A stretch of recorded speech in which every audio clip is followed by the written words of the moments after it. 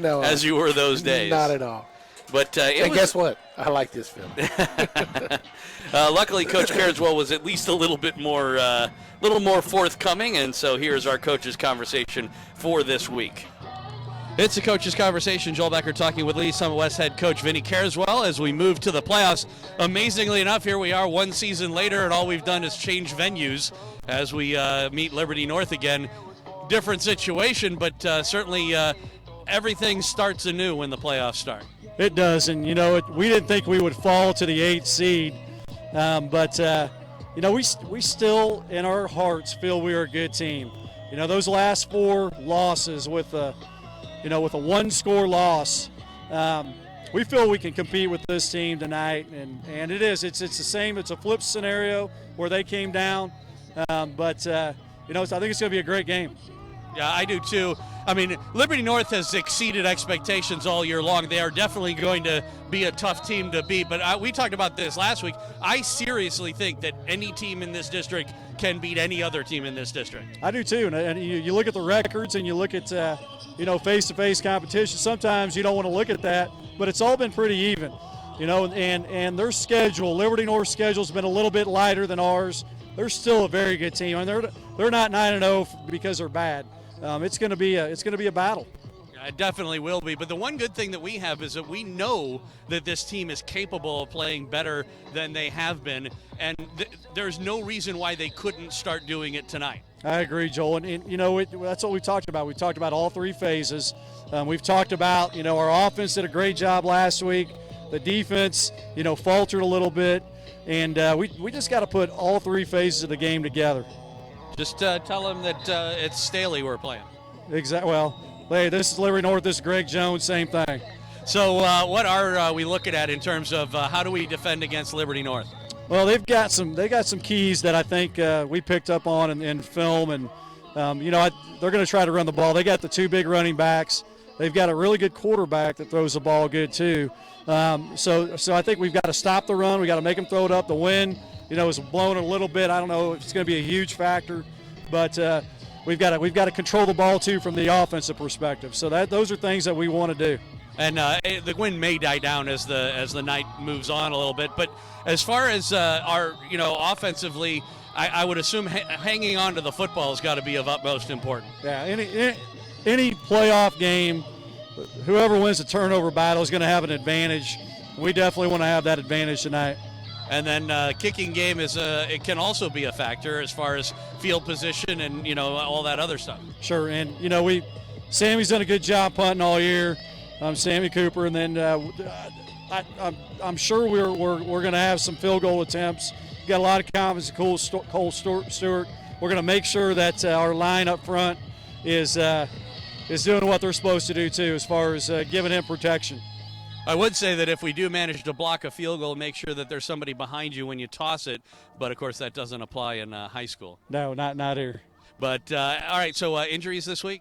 Just Cahill's out, and we're healthy otherwise. And obviously, it's a little colder than we've had. I mean, yeah, it's football weather, but it's something that we need to get a little acclimated to. But I think that the team will kind of relish it. Yeah, always a little chilly up north here, whether you're playing at Staley or here. But yeah, it's football weather. All right, should be a good one. I'm hoping to talk to you again next week. Good luck. Yes, sir. Thank you, Joel. All right, that's Coach Vinny Carswell. I'm Joel Becker, and this is Titan Football, a presentation of Backport Sports, Beck Bros Productions, and 810varsity.com. High school sports fans, Trent Green here, and when I want the latest scores and news, there's only one place I go, 810varsity.com. Live scores, features, brackets, and even watch games live on the laptop, phone, or mobile device. Watch the Lee Summit, Blue Springs, and Park Hill schools, Blue Valleys, Olathes, Rockhurst, Miege, Lansing. The list goes on into Missouri and Kansas. And playoff broadcasts too, plus top 25, awards, and more. Check it out now, Kansas City's home for high school sports, 810varsity.com.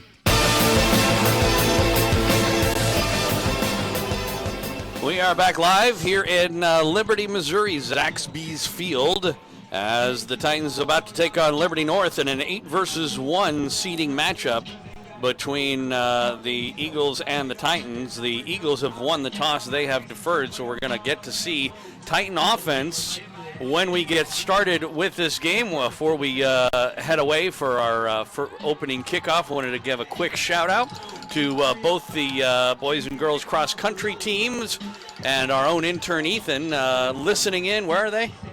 In Joplin. Jesse Griffin. So Michael good for you guys. Sortino, good job. Hey, you know what? This is a beautiful stadium. It is great. I've got to take a break or we're going to miss the opening kickoff. Joel. All right, so we'll be back with that right after this on Titan Football, a presentation of Backport Sports, Beck Bros Productions, and 810varsity.com. Today is a new day. A day we've been waiting for our whole lives. We've put in the work to get to this moment, to have this opportunity to come together as a team. Everyone knows KC is on the rise, but what they don't know is we're just getting started.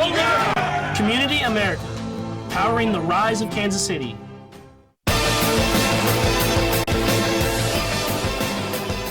Welcome back out to Liberty. Joel Becker, Coach Royce Boehm at a beautiful Zaxby's Field, you were about to say, Coach. Hell, I forgot, man. It's been too long.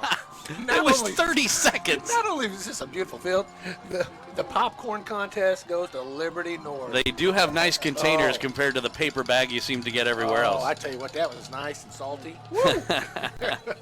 All right, so I mentioned that the Eagles did win the toss. Blake Craig has the ball teed up at the 40-yard line on the left hash mark. Back deep for the Titans, Coble and Wilson, standing at about their own 8-yard line or so. Doesn't look like they're expecting a touchback. No, We'll have to kind of wait and see. We don't see any flags. Crosswind over Yeah, there. so we'll have to see how the how much of an effect the wind's going to have. And the playoffs are underway. A short kick, Pooch, and it comes down to an up man at about the 18. And this is Surratt trying to get around to the right side, cuts up the field across the 30 to about the 36. Good field position for the Titans as we got Jackson Surratt on the return on not really much of a kick. No, not at all. That was really a great job. And then taking it across field and getting another 10 yards. Joel, you better leave my mic alone. You sound so much better now, Well, though. there we go. All right, so Sammy Cooper and company ready to go here for the opening drive. Obviously, Coach talked about the fact that we want to see some ball control and we want to see, the ability for to keep the defense off the field. They come out with twins on either side from a shotgun formation, and Surratt in the backfield, and with Wilson in motion, the give is to Surratt, and he's hitting the backfield for a loss of a yard. 2nd down and 11.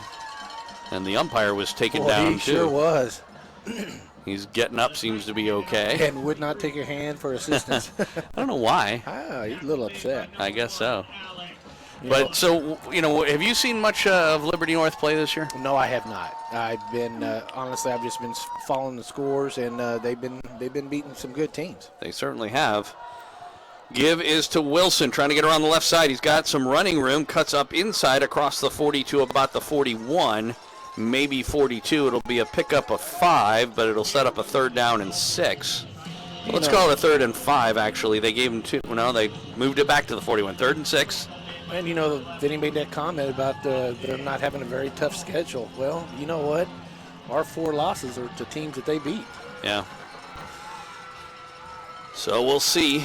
3rd down, first potential passing situation on play action, back to throw. He's looking for Baggett. He's got him, but Baggett dropped the ball. Not sure he would have been able to get the first down anyway. And the Titans go 3 and out on the first series of the game. Kind of a far cry from an 80-yard touchdown run that we saw last week. That's right. But we'll have to kind of wait and see.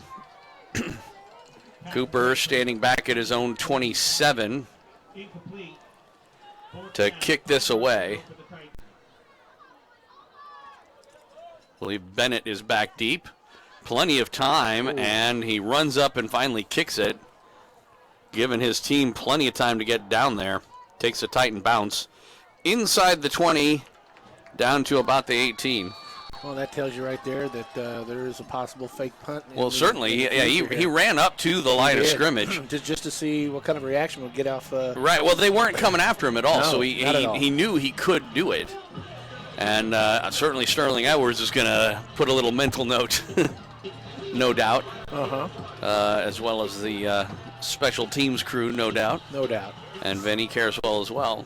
So we'll get a look at the Liberty North Eagle first offense and Jake Van Dyne. You know, one thing I noticed when I was putting together the depth chart is that they do have or had a lot of returning players, including Van Dyne and both of their running backs that we saw last week. And this is one of them heading to the left side. I believe that was Willingham. Willingham Davis, I guess, is what he goes by. It is a hyphenated last name, and you never know until you hear the PA guy what they go by sometimes. Man, this is like, Joel, I got a comment on this stadium. You're able to watch a football game up on the Jumbotron. Mm-hmm. I mean, it's like you're at a college game.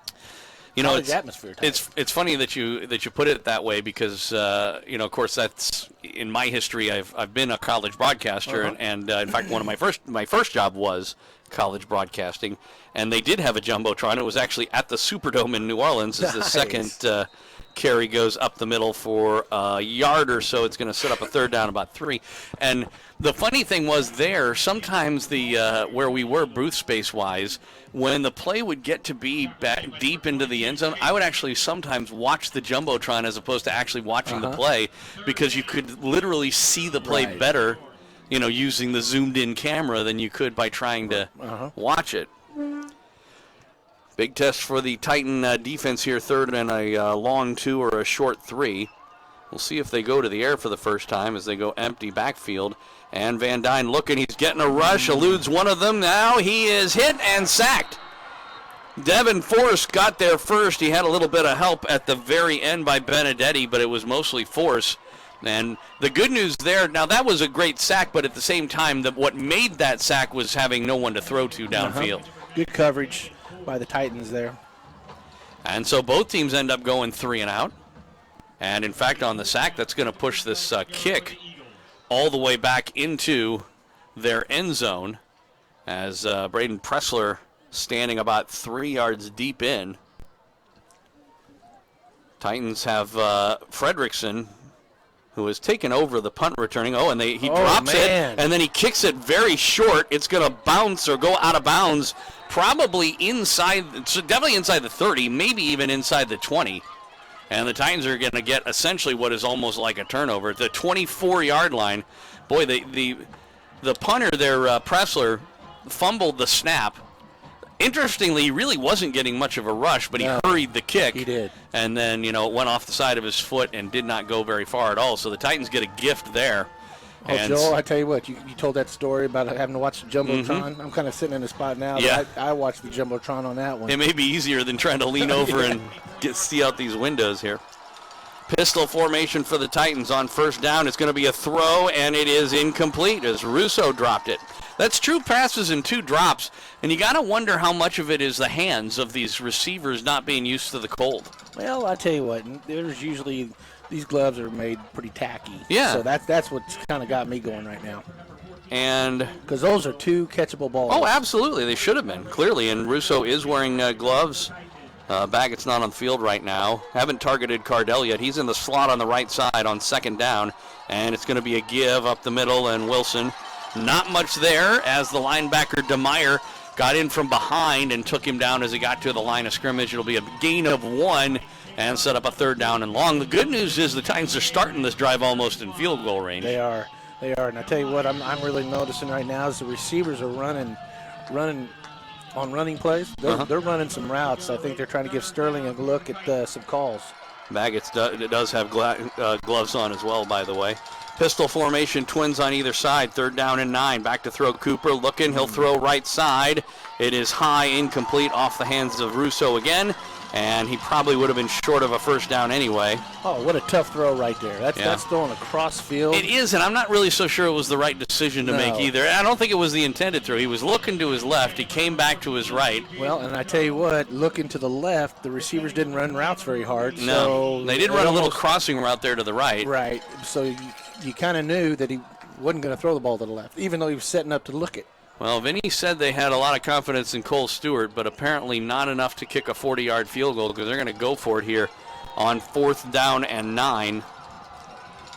Cooper rolls to the right side. He's being chased. He will throw, and it is incomplete. You know, to be honest, Cardell over there couldn't make the catch. He did get a hand on it. He almost would have been better off letting that guy intercept it because that would have just been an extra 10 yards. That wasn't very good throw. No, it was Justice Braden on the coverage. But to be honest, he threw it closer to him than he threw it to Cardell. Cardell was actually open on the play. Yeah, see right there, I didn't understand why it was just an out. Why they didn't run a flag right there. I think a flag would have opened him up a little better. Amazingly, though, again, so far an offer for Sammy Cooper as far as getting started. And even though the Titans got a total gift there, they couldn't take advantage of it. 1st and 10 from the 23. It'll be a give up the middle. A good hit on the play by Peck on Willingham Davis. And that'll be good for about 3, 2nd and 7. We have played, about 5 minutes and 50 seconds of this first quarter. 7:10 left to go. Still no score. Titans have gone 3 and, in this case, 4 and out on their 2 drives. This is Liberty's second try, I should say, after going 3 and out their first time. Man in motion, back to throw, and Ike looking down the middle of the field. He'll heave one down the middle of the field and incomplete. He was looking, looks like it was for Tyler Jennis, and he overthrew him. Pretty decent coverage on the play, although a perfect throw would have been a completion. Yeah, I tell you what, I thought it was defended pretty well, though. Yeah, it was. I mean, like, there are times where you can defend perfectly, and a perfect throw will still get. Like last week? Yeah. So 3rd down and long again for Liberty. It's been a defensive showdown so far in this game. Scoreless. Van Dyne will throw quickly near side, or far side I should say. That's the first catch of the game, and it's good for a 1st down. As that was Matthews, Luke Matthews on the catch, and he'll move the chains up to the 39-yard line. Liberty still on their own side of the center stripe, the 50-yard line.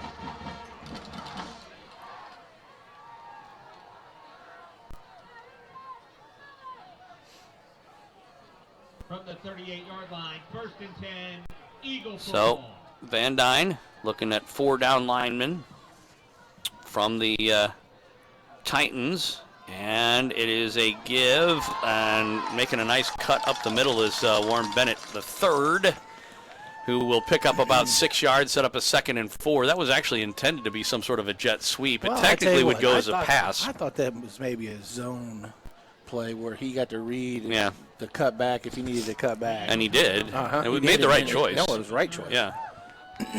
So. That'll bring up 2nd down, 3 yards to go for the Eagles. So 2nd down and relatively short. Van Dyne from the shotgun. Bennett again in motion. And it'll be a give. Not much off a left tackle there for Willingham Davis. Boy, they do have some big running backs, though, don't they? Oh, yeah, they do. Big running backs. We haven't seen much of Keyshawn Turner yet. Keyshawn Turner is your ball carrier for Liberty North High School. 3rd down, 2 yards to go.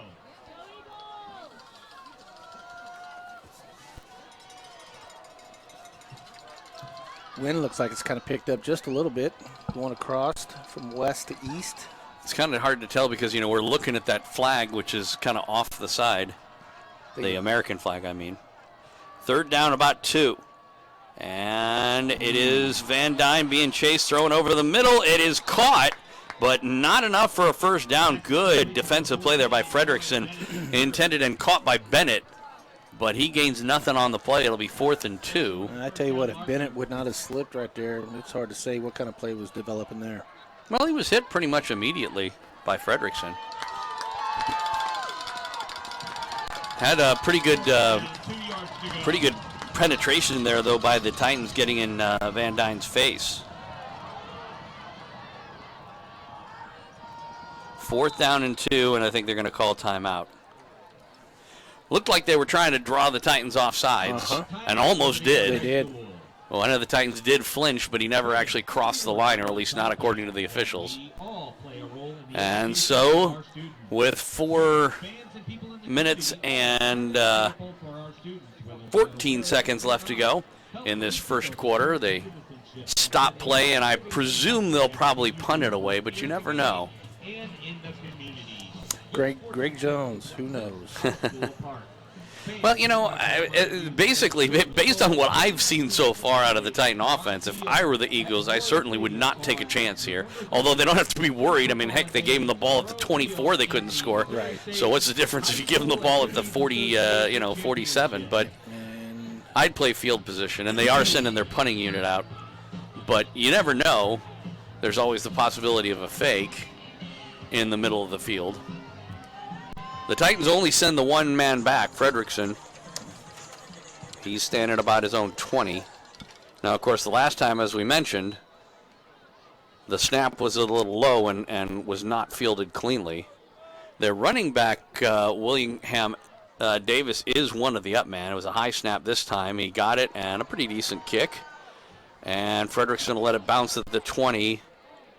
And it goes inside the 5, but it looked like it may have hit well, they're putting it down at the 2-yard line. The official was sitting right there. Yeah, and it looked to me like it was Blake Teal that made the down, number 33 over there, and they may be discussing this. I think they're going to bring this ball back out to about the 12 or so because it looked like it hit him. And, of course, once it touches any part of the body of any defensive player, wherever they eventually down the ball, it goes back to the first point at which they touch it. And I thought the officials did a real good job there. They did. Of recognizing that and spotting the ball at the right place. Still defensive, difficult positioning for the Titans on offense. As on the first play, they go off of right tackle for about 2. Cooper on the quarterback keeper, first time seeing him run the football. Would you not have done a quarterback keeper on the first play from scrimmage in this game, considering how well it worked last week? No, because Jones and his staff were prepared for that, just like they were right there. I mean, it's pretty much the same little play, and they shut it down. Second down and about 8. Ball's on the 15-yard line. Man in motion. It's an option. Toss to Wilson. Trying to find the corner. Gets to the 20. Pushed out of bounds. A little bit of contact on the helmet, but apparently no face mask, no flag. Have, knock on wood, waiting for our first laundry of the game. No kidding. It's a pretty good crew, though. 3rd and 3. A veteran crew that is very good. I'm sure you'll be happy to know, by the way, that Matt Llewellyn, who does the Lawrence High games and is a guest on my radio show every Thursday, was vociferously complaining about the officiating this year. Lawrence High, of course, lost by a point to Free State last week. They're both in the playoffs over in Kansas. Cooper trying to go up the middle himself. Weaves his way. Did end up getting a bit of a hole. Now, did he get a first down? That's the question. He needed 3 yards. He's very close. I thought he made it, but we'll have to wait and see. Yeah, I heard some controversy in that Lawrence Free State. They're gonna measure this. It looks like, yeah. With one of their players. Mm-hmm. Is that true? Is that what you heard? I heard, but I don't know what the truth is. All I have to say is, what kind of message are you sending? That I'm sending? No. That the coach is sending. Yeah. And it is a first down for the Titans by about half a football. Yeah, Joe. What message are you sending? I was just going to say, I didn't send any message. What do you mean? I did find the whole Cardinal Ritter thing pretty interesting from last week. Very interesting. If you hadn't heard that story, and this is, of course, a Missouri school over in St. Louis, Class 3, and they tried to get away with using an illegal player. They had a player suspended last year in the final game of the season, so, of course, he was suspended for the first game of this season, except they dressed him in another uniform and tried to hide him in the game and eventually got caught. Surratt in motion, and it's a give on the counter up the middle, and Wilson with some pretty good running room gets across the 30 to about the 31. That's a good pickup of, let's call it 8 yards, 2nd down and 2. And then I heard that they went and got players from other teams when they got caught with that one to try to get away with playing a Saturday game, and they were busted for that one. Wow. And I guess that's where it really stripped it from. So their entire season has been canceled, and they have let go of their coaching staff. 2nd down and 2. Got 4 receivers all in a bunch on the right side.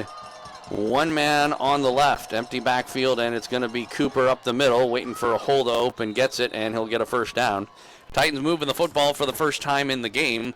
Couple of 1st downs, 1st and 10 from their own 35. I tell you what, right there with that formation you just saw, you got Trevor Cardell down here on the bottom. Man coverage. Test it. Let's go. Well, I think they may be done with that. They've tried 5 passes without any success, and haven't thrown one since. Cooper back to throw. He'll swing one out, and it is caught by Wilson, and he'll come up the far side. Good for again about 8-9 yards to near the 44. First completion of the game for the Titans. 2nd down and short. By number 3, Brady Snyder. I guess they figured get a little confidence down by a little swing pass. But it's not like the passes that he, some of the ones he put through before weren't exactly, they were very catchable, we'll put it that way. From the pistol, the give. Wilson looking for somewhere to go, doesn't find anywhere. Got back to the original line of scrimmage, but nothing further, so it's going to be a 3rd and 1. By the way, did you notice they've got the same lit yard markers here at Liberty? Yes, Joe. Well, I thought you would be happy. You seem to love this stadium. No, it's one of our salesmen that sold it to him. So that's why. Why are you upset? Well, because I didn't sell the ones to Lee Summit. All a big team, right? All big happy team. Oh, no. At Mills. I got my butt chewed. Did they say, you're the football guy, what's wrong with you? No, they're like, why didn't you sell Lee Summit School District those? Yeah. Well, you know why? They went straight to the big man. Well, that's going to do it for the first quarter of play. The Titans finally starting to move the football. We've got a pretty big 3rd down play coming up when we come back. No score here from Liberty North. This is Titan Football, a presentation of Backport Sports, Beck Bros Productions, and 810varsity.com.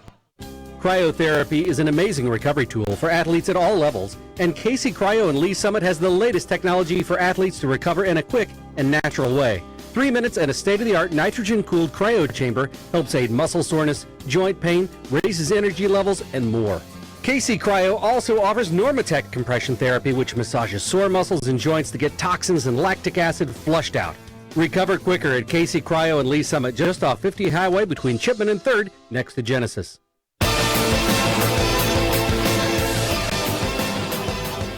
Welcome back up here to Liberty, Missouri. Joel Becker, Coach Royce Boehm, as the Lee Summit West Titans taking on the Liberty North Eagles. No score after 12 minutes of football. Big 3rd down and 1 here for the Titans.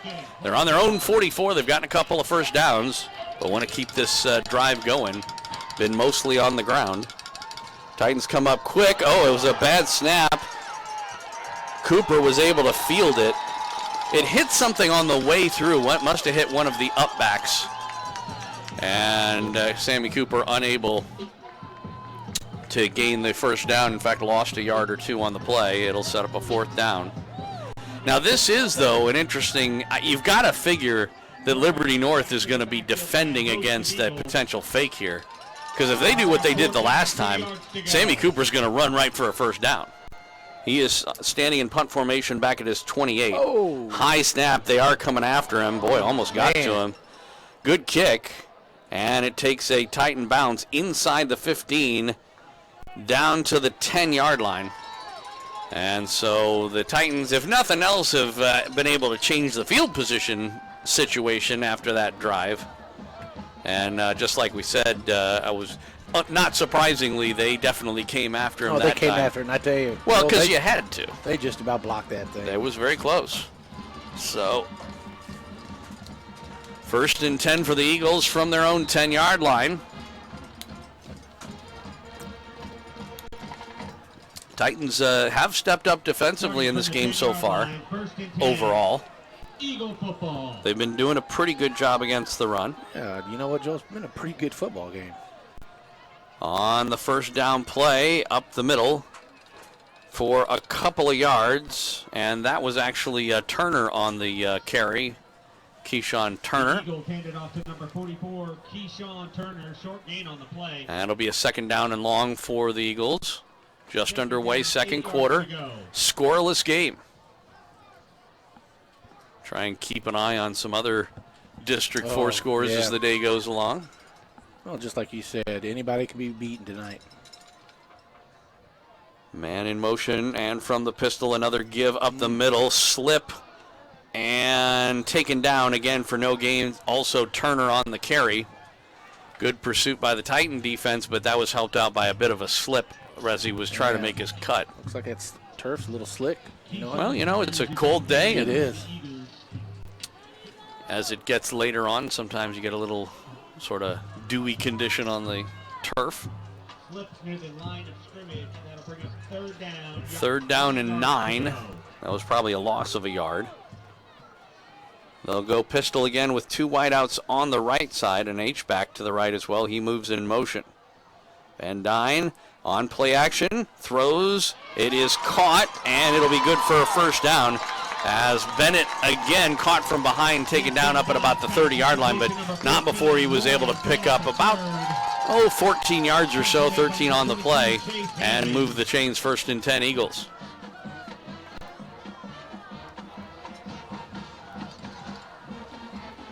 Tell you what, the defense has done a good job against the run, but they have not looked especially tight as far as passing coverage is concerned. Looked like that three-level route again, and that middle level wide open. Well, look again at the slot man. Look how there's no one anywhere near him. No. Way too much cushion, and they throw to him. And he makes the catch, Bennett, and he's going to get around the left side. Fredrickson finally does pull him down, but after a gain of 17 on the play. You called that one, Joe. Well, I mean, it was just way too much of a cushion. It was very obvious. Yeah. That's a good way to put it that way, because if I can call the play, then their guy should be able to call the play. So first and 10 Eagles. This is about as far forward as they've gotten. They haven't penetrated Titan territory yet in the game. They're on the 47, first and 10. Eagle football. Van Dyne back in the pistol again. Same formation. The two receivers on the right this time. On first down, he'll roll right. Looking to throw, throws. Same route. And it is caught. Did he maintain? Yeah, he did. Yeah. Bennett on the catch. Gain of 9. It'll be second and 1. As Warren Bennett III able to catch 3 balls in a row here. Yeah. Jones is picking up on something there. Again, well, have you noticed that he's back to that play? And have you noticed that in every case he is being covered by our free safety, not being covered by a corner or or even a nickel back type situation. Second down and 1. We'll see if they go to the ground here. And they do. Toss to the left side. Running room this time. And a lot of it up inside the 30 down to about the 27 is Willingham Davis. Tackle made by number 1, Shane Fredrickson. First time that the Eagles have made it into Titan territory. First and 10 from the Titan 28.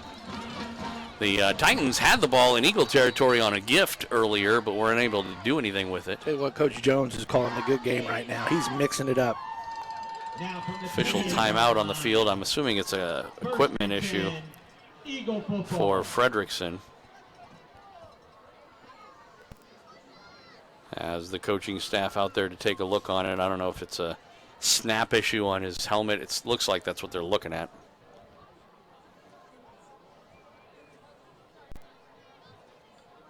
Blood on the elbow.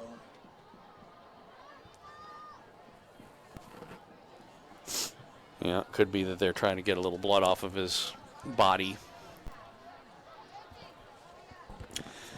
Field turf isn't nearly as bad as AstroTurf used to be. True. As far as getting those little raspberries going. Oh, yeah. But you still do. I mean, you still see the players even to this day with the tape on the, to try and keep from that sort of stuff happening. All right, 1st and 10 from the Eagles, or for the Eagles, I should say. And it's going to be a toss again to Bennett on the left side. Frederickson misses the tackle on the far side as he gets down to about the 10-yard line, and they'll mark him out of bounds at the 9, 1st and goal for the Eagles, as Bennett once again with the easy toss, and then this time Frederickson going for that shoestring tackle, and that's an all or nothing play, unfortunately, and unfortunately he got nothing. Yes. In that situation. So it's 1st and goal. Give, Willingham Davis, left side, and he is hit and tackled as he gets to near the 5, as Peck able to grab onto the foot and hang on, but he did get a couple of yards. It'll be 2nd and goal from there. Clock is running, 7:34 left to go in the first half. Still a scoreless game, but for how much longer? Right. 2nd down and goal. Van Dyne again from the pistol. And it's Willingham Davis again trying the left side. Big hole into the end zone. Touchdown. Touchdown Eagles, as Zach Willingham Davis found a hole off left tackle and dove his way into the end zone to make it 6-0 with the extra point to come. Yeah, them horses up front, man, they opened up a big hole.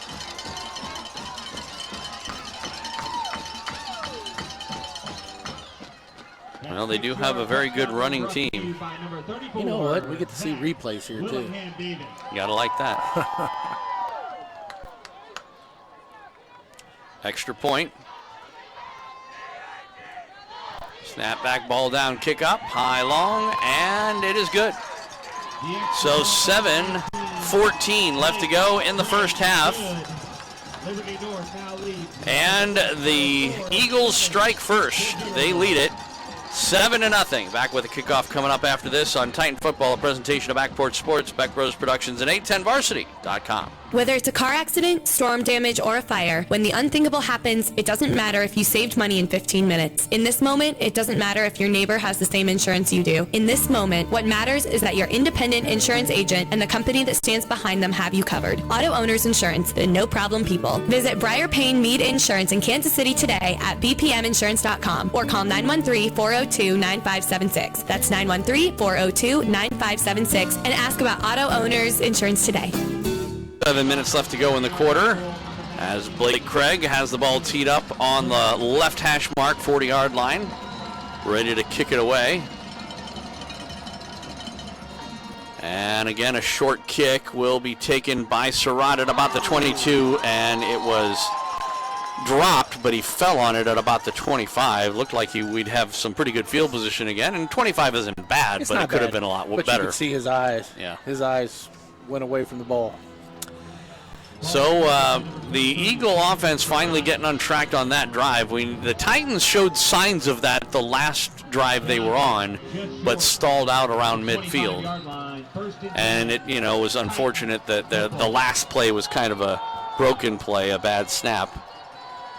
We'll see what they do this drive around as Cooper throws over, and it is Cardell with the catch. Able to make about 6 yards out of it, a little mini slant. And it'll be 2nd down, and let's call it 3 from the 32. Nice to see that play back. Nice to see him targeting Cardell. Absolutely. And the give is to Wilson, trying to get around the end, being chased, and he is hit and tackled up near the 1st down marker. Looks like he's got it, 1st and 10. Only needed a couple yards, 3 yards, got all 3 of them as Wilson got around. Chase Jones on the hit. He was also being had to get around Priester, which allowed Jones to catch up from him. Here's Cooper rolling left, throwing left. He's got a man open and incomplete. Right through, I believe, McAtee. Now we've got a flag down on the near side, and we may have an illegal man downfield, or is it an extra player? Pass intended for number 10, Grant McCaffrey. It's definitely on the Titans, whatever it is, or at least that's the indication from the officials. Incomplete.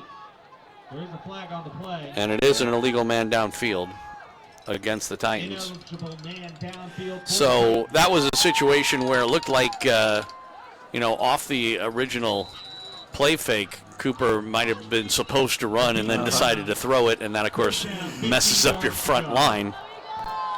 So it'll be 1st and 15, though, and it'll be a give. Wilson trying to go right up the middle. Forward progress gets stopped at about the 33. Gets about 3 of the 5 yards back, but it's still going to be 2nd and long. Let's call it 2nd and 11 from 34. On a gain of 4 for Taylor Wilson. Down to 6:11 to go here in this first half of play. Titans trailing at 7-0. Trying to answer the first good drive by the Eagles in the game.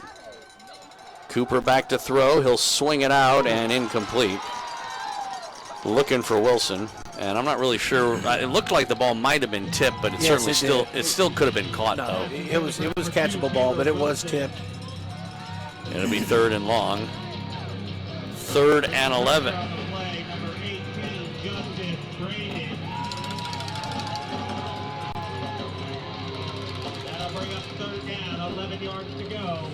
Titans have not really shown a propensity for being able to throw, an 11-yard pass in this game yet, but we'll see.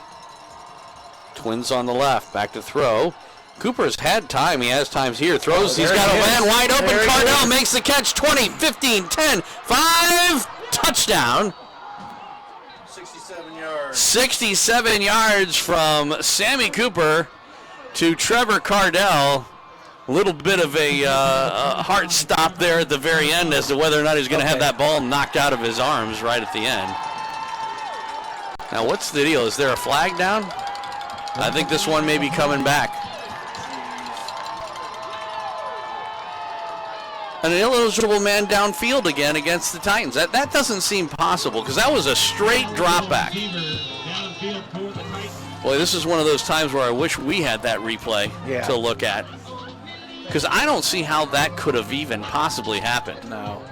And you know what? I'm going to go back to last week's game when Grimes caught that one-handed catch over the top, and he held the ball up from the 5-yard end. Why is that not a flag in high school football? And Cardell, God love him, he did the same thing right there. And just about, if it wasn't... that would have been a touchback. Yes, it would have. Because he did have the ball knocked out of his hands. He just had already crossed the threshold, and it didn't matter anyway. I don't know. Mark, has the rules changed? All right, so there's a penalty, and the Titans now 3rd and 16 from the 29 after the 5-yard penalty. Back to throw is Cooper. He's got lots of time. Throws, and it is caught by Cardell.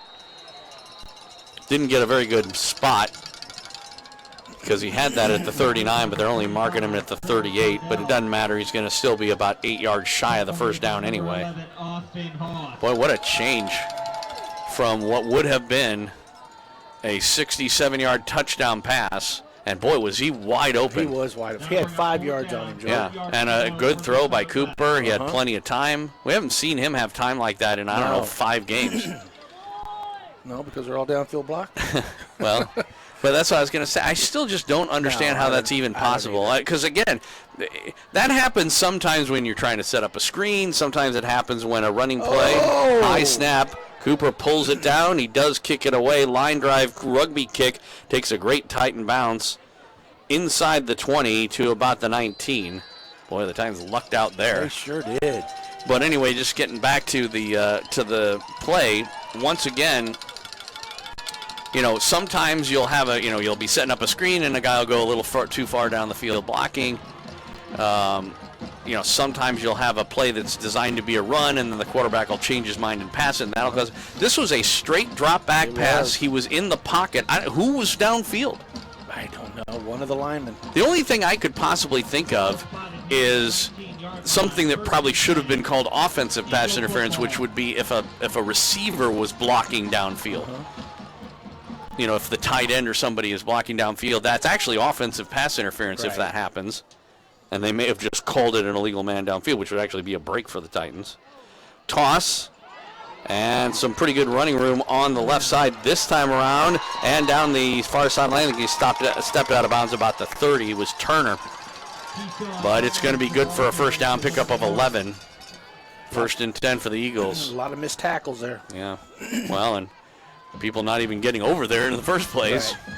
Knocked out of bounds by number 90, Devin Ford. You know, the Titans' offense, or defense, I should say, was strong the first few series, but here in the last couple, they have been giving up yards by the chunk. Sure have. 10, Eagle football. It's almost like we're trying to bring them down by their shoestrings.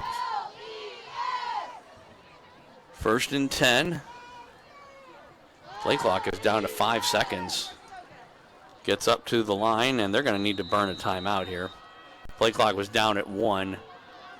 Timeout. The game clock is at 4:36, and the Eagles burn their second timeout. Folks, in Missouri, good sports So, is a high school tradition. that's, Whether it's here or on yeah, I know down on the field they've got the huddle stuff to look at. I wish we had the benefit of being able to find out whether there was really something to that call or not. Because again, when you've got straight drop back passing, I don't see how someone can be, because when you're an illegal man downfield, it's not like you're a foot of front of the line of scrimmage or whatever. You have to be several yards downfield in order for that to be a call. And you know what? And you've got a 2-yard span there that you can go. Yeah. I don't know. It just doesn't make sense. No, I mean, even if you pancake a guy, you're still not going to be guilty of being downfield illegally. From the 30-yard line. All right, so after the timeout, first and 10 Eagle football. for Liberty North at their own 30-yard line. Van Dyne in the shotgun with twins on the right, man in motion. And back to throw with time, throwing right side. He's got a man incomplete, in and out of the hands of Bennett, who has been his favorite target. Only target, I believe. Yeah, was that Grace or Glasgow on the coverage? I think it was Grace. I think it was Grace. But I tell you what, he had a couple steps on him. Uh-huh. Unfortunately for the Eagles, he wasn't able to reach out those arms and get the ball. No. It'll set up a second down and 10.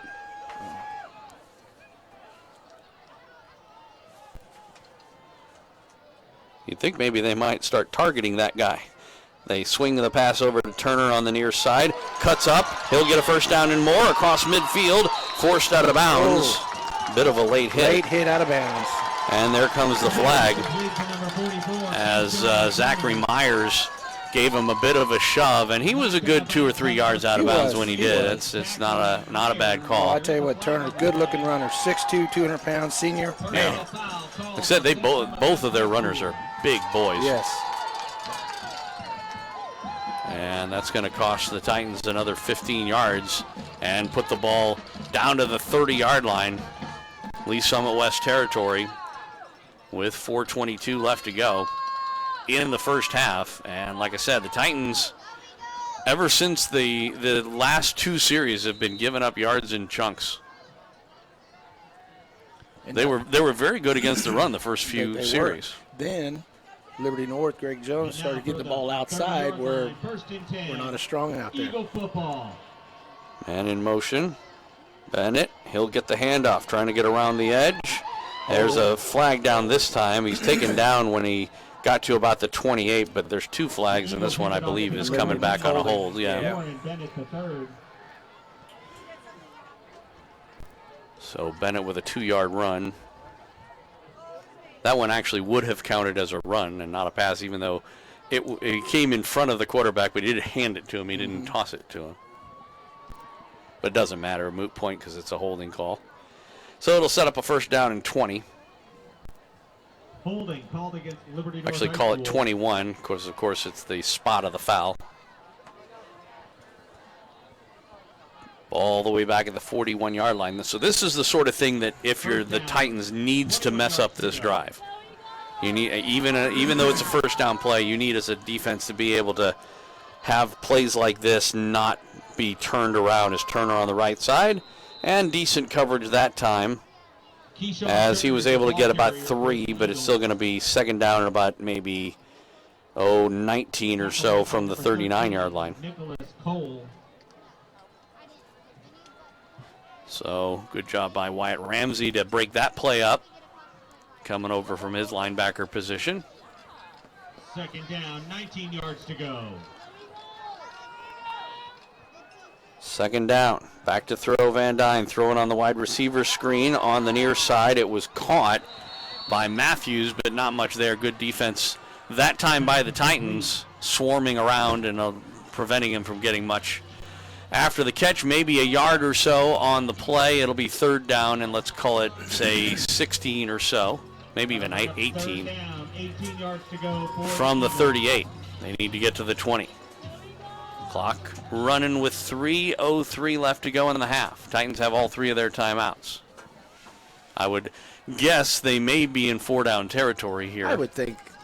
It's hard to tell. When I say that, I don't think they're going to try a field goal if they miss it from here. But time of the game, I think you're right. But yeah, I mean, you could, and we get whistles before the play even goes. Delay a game?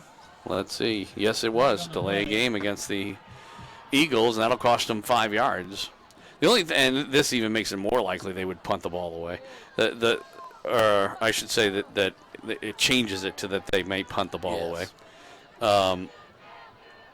That's what I was going to say is that, the only thing that if you're Liberty, you're concerned about, because Liberty's going to get the ball, Liberty North, coming out in the second half. So you don't want to give the Titans a short field, but the way the Titans offense has been going. Third down and 23. Ball's on the 43. They need the 20. Turner out in motion. He was illegally going forward, but they don't call it. It's a pass to Grimm. He'll catch it and make up a lot of the yards. He's going to set up a fourth down and about 7 from the, well, let's call it 6 from the 26. And they'll most likely go for it from here. No point in punting it from here, because what are you going to get, 6 yards out of it? That'll bring up fourth down, 6 yards to go for the Eagles. So we'll see if the Titans can come up. But did you notice what I noticed, that Turner was moving forward on the snap? I mean, that was so obvious. Why wouldn't you flag that? Bennett in motion. On play action, throwing wide open and incomplete. Boy, did the Titans dodge a bullet there, as nobody picked up Luke Matthews. He was wide open, and Van Dyne just couldn't find him. In fact, all he had to do was put that ball in the air. I know. And he almost forced it. Yeah, he tried. I think he got excited when he saw how wide open he was. Yeah, I got excited. Yeah, you put a little bit of a lollipop on that one, and he could have stood there and counted to 10 and caught that ball and still waltzed into the end zone. Matt Moore gets the Packers. Yeah. Yep. He did it right to Kelsey. So the Titans take over on downs, 1st and 10 from their own 27. Back to throw Cooper. Throw it, and it's picked off. Intercepted. And this could be a pick 6. It was intended for McAtee, and taking it in for Liberty North is Alex Miller. 13-0. Extra point to come.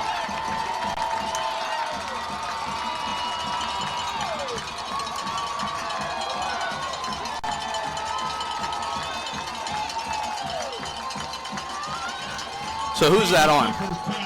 Is that on Sammy? Is that on McAtee? Well, it wasn't an out. Yeah. It was just a stop. So I mean, I didn't really see a route. It was just he hitched up. Yeah. So. And the defender obviously jumped the route. Extra point. Snap back, ball down, kick up, high, long, and it is good. I would say if he was running an out, then I would blame it on Sammy. But did the receiver run the right route? Well, that's the question. We don't really know. All right, 1:50 left to go in the first half. Titans drop behind 14-0 our score. Back with a kickoff after this on Titan Football, a presentation of Backport Sports, Beck Bros Productions, and 810varsity.com. Tonight's game is not only a competitive contest between these two schools, but it's also an educational experience for the students involved. Because high school activities are about learning life values, your friends at the Lee Summit School District and the Missouri State High School Activities Association remind everyone to do their part in keeping our hometown sports a positive experience for everyone. When you attend your next game, do your part to help rekindle the spirit of citizenship by showing good sportsmanship. You'll be teaching a positive lesson, and you'll be preserving a proud tradition in the state of Missouri.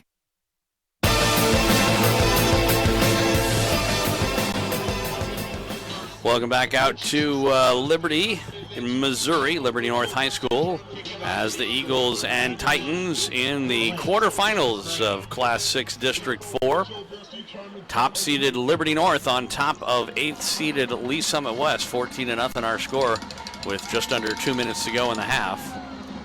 Another kickoff here, and it is a squib down the middle. High hop comes up to an up man at about the 29, and not much there. Got to maybe the 30. It'll be, actually they're marking him down at the 27, saying that he ran backwards as opposed to his first forward progress being stopped, and that's where the Titans will take over 1st and 10. And once again, look at all the coaches on the field. Yeah. The rules must be changing. Well, certainly what they tolerate has changed. We'll see how the Titans approach here with all 3 timeouts and a minute 44 down by 2 scores. Trips on the left side. Cooper hands off to Wilson. Stays on his feet, gets across the 30 to the 31. The Titans hand it off to number 2. Do you find that play call to be telling? Which one? That play there? Yeah. Run up the middle. You're down by 2 scores. Yeah, and I tell you what, it looked like Sammy had the option to pull it, though, too. He's got time, throws left side. He's looking for Cardell, and he was unable to hang on. Got a hand on it. Double coverage. And it'll set up a 3rd down and long, 3rd and about 7. Ball at the 31-yard line.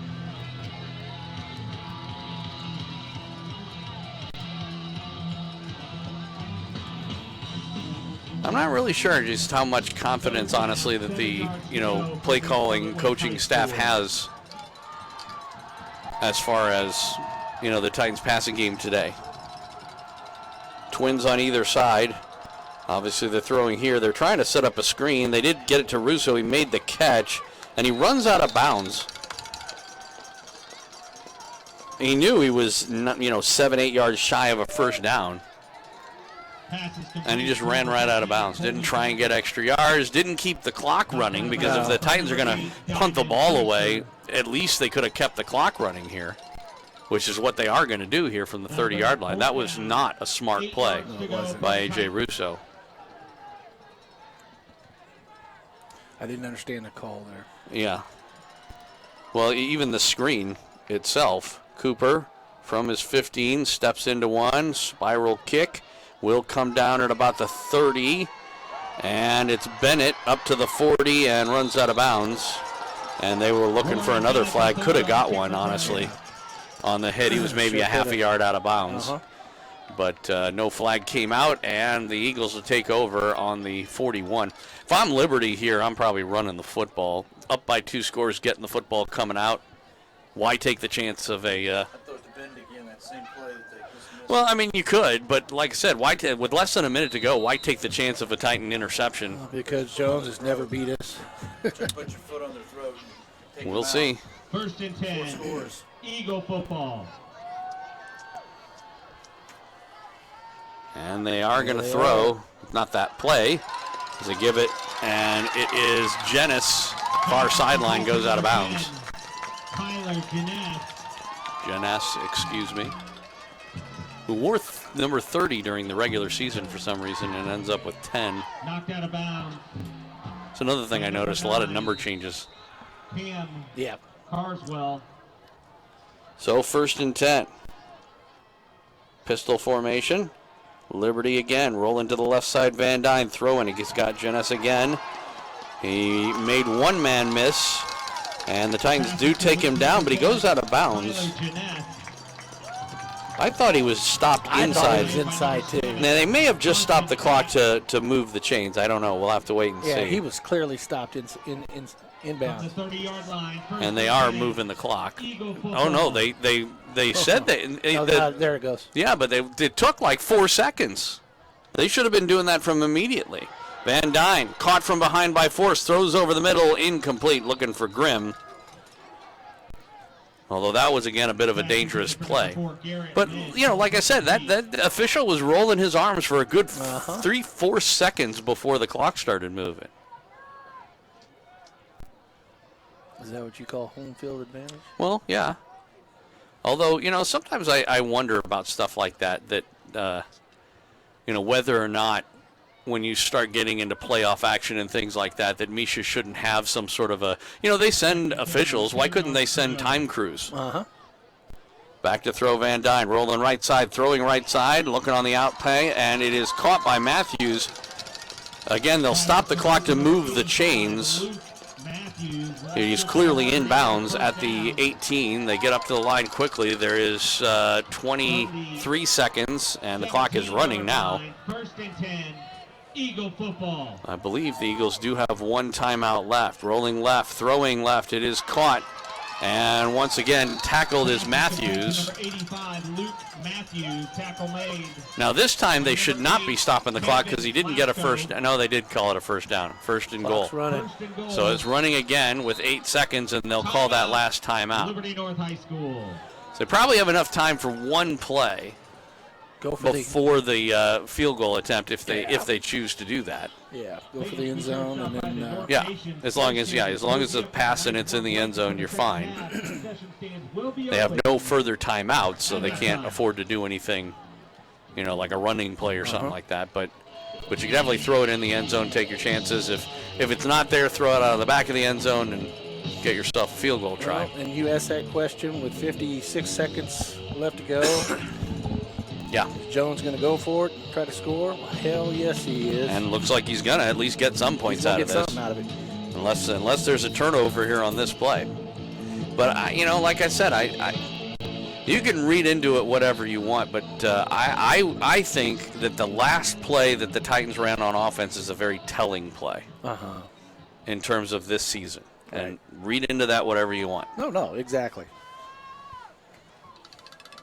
Well, also read into it who's been throwing the ball several times tonight. Cardell. Yeah.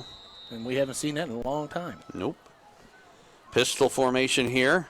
Rolling to the right side, Van Dyne. Throwing right side. He's got a man. It is caught. End zone touchdown.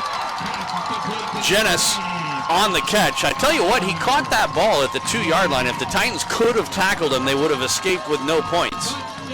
But they couldn't. The coverage was not close enough. And it was not, and they weren't even able to attempt the tackle until he'd already crossed the threshold. Watching the body language of Greg Jones on the sideline, boys, I'm telling you, he's got a lot of built up, I don't know if you call it anger, but frustration. Got to be feeling pretty good right now as the kick the frustration comes is good. Not beating us ever. 2.3 seconds left to go. We will get a kickoff before we finish the half. 21-0 our score. 21 unanswered second quarter points here by the Liberty North Eagles. Back with more after this on Titan Football, a presentation of Backport Sports, Beck Bros Productions, and 810varsity.com. When it comes to SUVs, nothing beats Honda. U.S. News & World Report's best SUV brand 4 years in a row, including the 2019 Honda Pilot, one of the millions of Hondas built here in America since 1982. Or the 2019 CR-V, a crossover car and driver calls a better value than the RAV4. And right now, for more offers, visit kchondadealers.com today.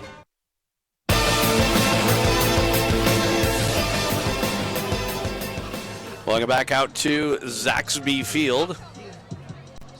Zaxby's Field, I think, actually. Zaxby's. They got apostrophe S at the end of it. Liberty North and Lee Summit West. 21 points here in this second quarter of play. Kickoff, again, short, and it is taken about the 28. trying to go around the left side. A little bit of running room here across the 40-45. And unfortunately, it was either a touchdown or bust. And he wasn't able to get the touchdown on that run. So that will end the first half. It was a pretty good run back, though, by Nick Cole. But not enough. And 21-0, our halftime score. Mark Files coming up at halftime with all your numbers. Hey, look at that. It's a 35-minute halftime. No, I'm just kidding. 15 minutes will be coming up when we come back. This is Titan Football, a presentation of Backport Sports, Beck Bros Productions, and 810varsity.com. Don't trust the biggest investment of your life to a part-time real estate agent. Trust the #1 team in Lee Summit and the entire state, the Rob Ellerman Team. The Rob Ellerman Team is the #1 real estate team in Missouri and number 12 nationally ranked in the U.S. with one.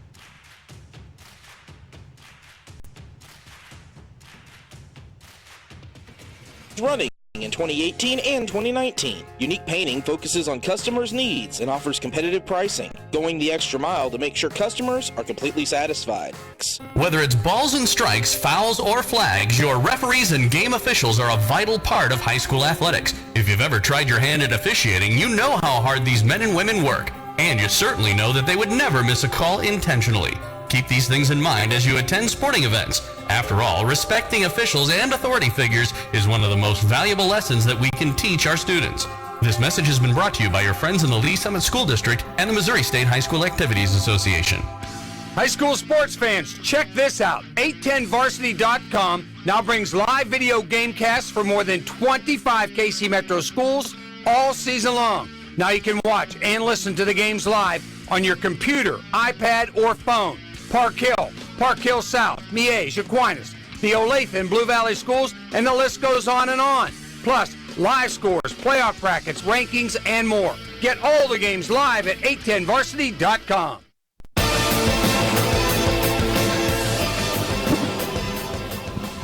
Welcome back to halftime, where the Titans are down 21-0 at halftime up here at Liberty. We're at Liberty North High School.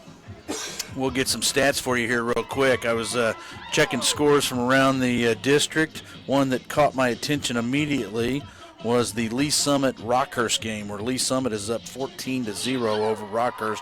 That's a second quarter score. Raymore Peculiar versus Lee Summit North. This is an early score, 6-0 in that ball game. Ray Peck? Ray Peck, yes. Here it is, just refreshed for us.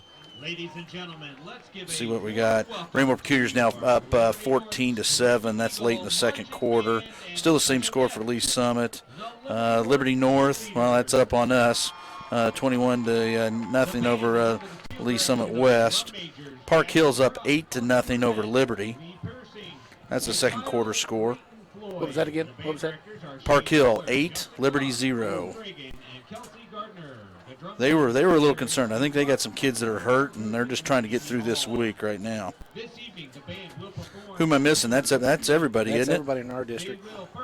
Blue Springs was up early. Let's see if I can find that score again. 7-7 now against Columbia Rockbridge. Did not see a Blue Springs South. There's a Blue Springs South score. They're up late in the half, 18-13 over Holt at Wentzville. So Blue Springs South could get that one done. They could. And could be coming back with a W. Yeah, that's nice to play in Kansas City in a tough suburban conference and then go to the East. And, well, the East. And who is it in the East? It's DeSmet, right? Yeah. And everybody else? Yeah. I mean, CBC's down a little bit right now. They got some kids that are hurt. And I think DeSmet and CBC are in the same district, yeah, they? Yeah, they are. They are. So they got their hands full as well. We're in week 10, and Halloween was last night. How nice is it to have that schedule moved back 2 weeks where we can actually get some football weather? Oh, no, that was beautiful. That was beautiful, but snow on Halloween? That was crazy. Well, okay, a little bit. A little bit. It just meant more candy in your bowl, right? That's right. I mean, the youngsters weren't out terrorizing, so. No. But I tell you, I wasn't watching what the candy was getting handed out at our place. I should have been paying more attention because I got some favorites. Was there some good ones? There were some good ones, and of course those all went out, and I got left with the as they call them, the Reese's at home. So the Reese's are there. So, and then there's this it's a Hershey's cookies and cream. Those no, those aren't good. So I'll have to stay away from those. So she let your Snickers go? Oh, no. Oh, you saved them? I saved those. Oh, well, no, those are gone. I brought them to the ball game last week. That's where all those went. Yeah. So. Yeah, I tell you what, I wonder what old Coach Wagner's eating on right now. He said he was going to be listening to us tonight. Well, he's probably got a hot totty, I hope. Oh, a little apple cider and something going, right? You better have a lot of that for me. Oh, man. Oh, man. I'll tell you what. We can't talk about this. This is high school football. We had a new flavor to add to it, so we'll talk about that a little bit later. I'm sitting here in the press box. Got the coach with me, and we got Joel sitting here trolling some scores and looking some things over while the band's out on the field performing. Let's take a look at these stats. Total offense. Care to take a gander how many yards Liberty North has? 200. Very good, 222. 31 plays, averaging 7.2 yards a carry, 178 yards through the air, 44 yards on the ground. Tell you what, right there, that just shows you how Greg Jones is really equaling that thing out. Well, and Van Dyne, what an effort he's doing. He's 14 of 18, and he's averaging 12.7 yards a toss. And they've figured out that matchup, and the matchup they figured out is putting little Bennett out there, and he's getting. I tell you what, he's been his target. And too. he's quick. He's quick. He's got that Tariq Hill kind of movement, and you give him 10 yards. I'm sorry, Fredrickson's done a great job playing DB, but that's not a fair that's not a fair matchup when you give somebody like that 10 yards. You can't get him, so they're going to have to make some adjustments on defense, try to take care of that. Let's see here. Time of possession, relatively close, believe it or not. Liberty North had the ball 12 minutes and 23 seconds, and Lee Summit West has had it 11-16. Oh, man. Third down conversions, not a big deal tonight in the first half. Both teams. Oh, there you go. We got an updated score for the coach. Oak Grove's up 19-7 over Boonville at half. Oh, mercy. Oh, my goodness. Just open it. Getting cantankerous. Here it comes. Oh, that's a first quarter score. They're just a little slow inputting it, but yeah, it's coming. Oh, my. We're talking about third down conversions. North is 2 of 6 for 33%. Of course, West is 1 of 6. So there's a little bit of a discrepancy there in between the two teams performing.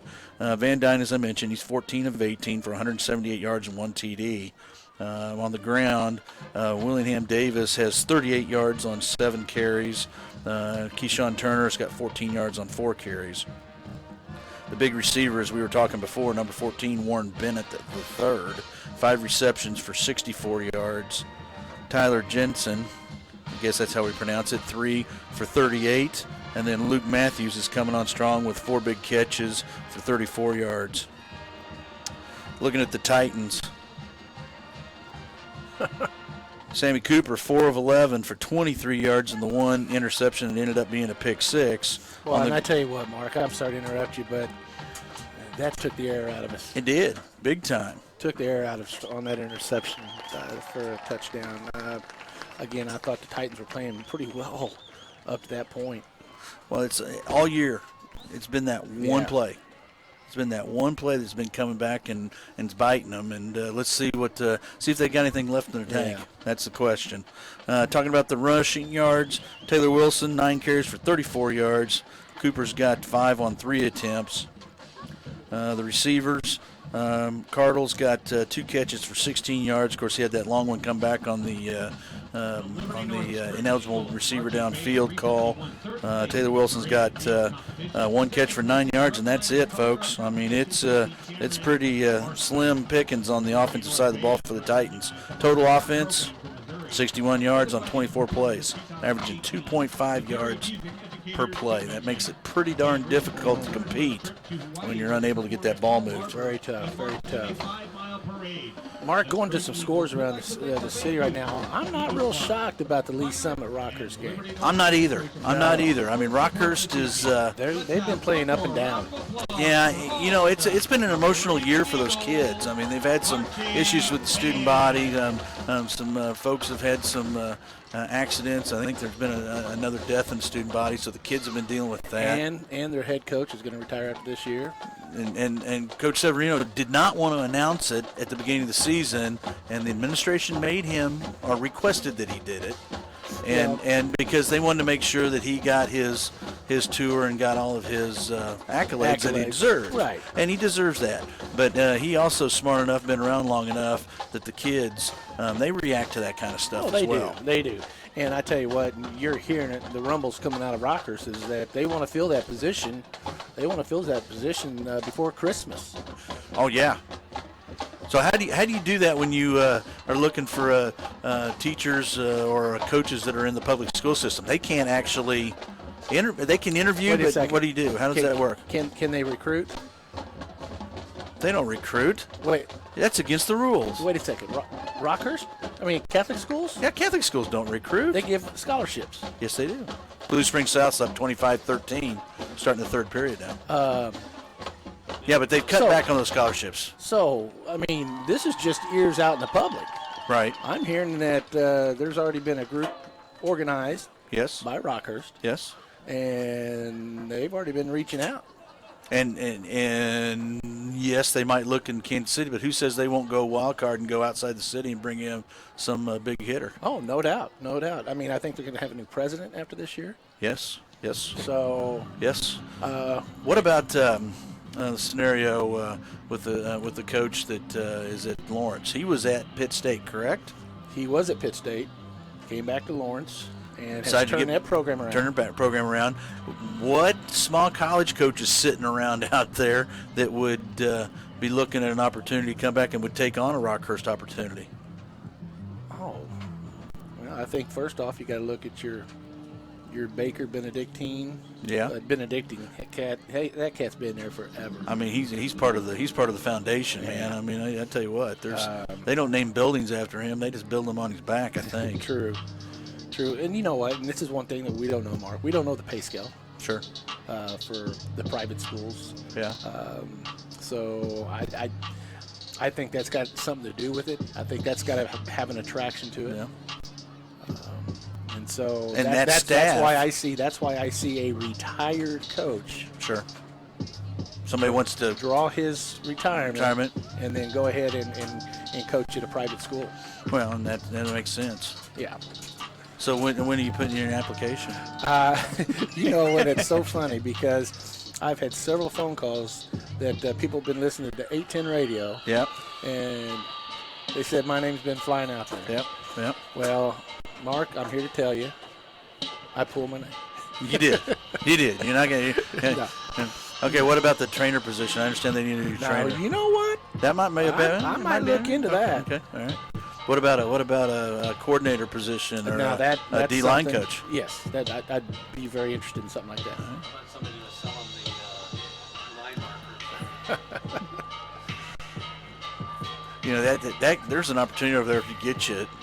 If it's done right, you can have an all-star cast of characters for sure. In the coaching position, I don't know what kind of team you'd be able to put on the field, but the coaches have a good time, I think. So I'll tell you what do we got? We got right at they're going to do the 3-minute warm-up here with the kids. Let's take a couple commercials. We'll come back, and Joel and the coach will bring you the rest of the action. You're listening to a presentation of Backport Sports, Beckbro Productions, and 810varsity.com. 810 Varsity takes you through the football season like never before. Watch games live throughout Kansas and Missouri, and even postseason action at 810varsity.com. Plus live tournament brackets, top 25, Elite 81 All-Metro team, live scoreboard, stories, and more. Check out Kansas City's new home for high school sports coverage, 810varsity.com. Today is a new day. day we've been waiting for our whole lives. We've put in the work to get to this moment, to have this opportunity to come together as a team. Everyone knows KC is on the rise, but what they don't know is we're just getting started. Community America, powering the rise of Kansas City. When it comes to SUVs, nothing beats Honda. U.S. News & World Report's best SUV brand 4 years in a row, including the 2019 Honda Pilot, one of the millions of Hondas built here in America. In this moment, what matters is that your independent insurance agent and the company that stands behind them have you covered. Auto Owners Insurance, the no-problem people. Visit Briar Payne Mead Insurance.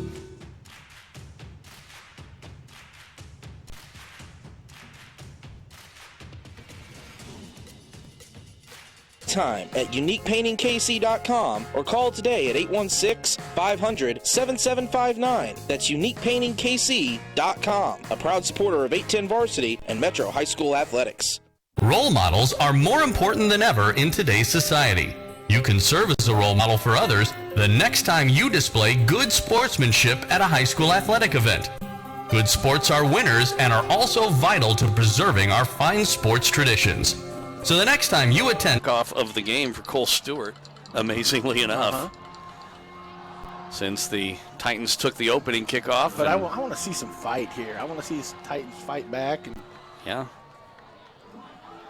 3 and out right here for them, and then put the ball in the end zone. Yeah, like I said, their defense actually looked pretty good. You know, one of the things that Coach talked about during the coaches' conversation was what he wanted the offense to be able to keep possession of the ball for a little while. You got to wonder how much of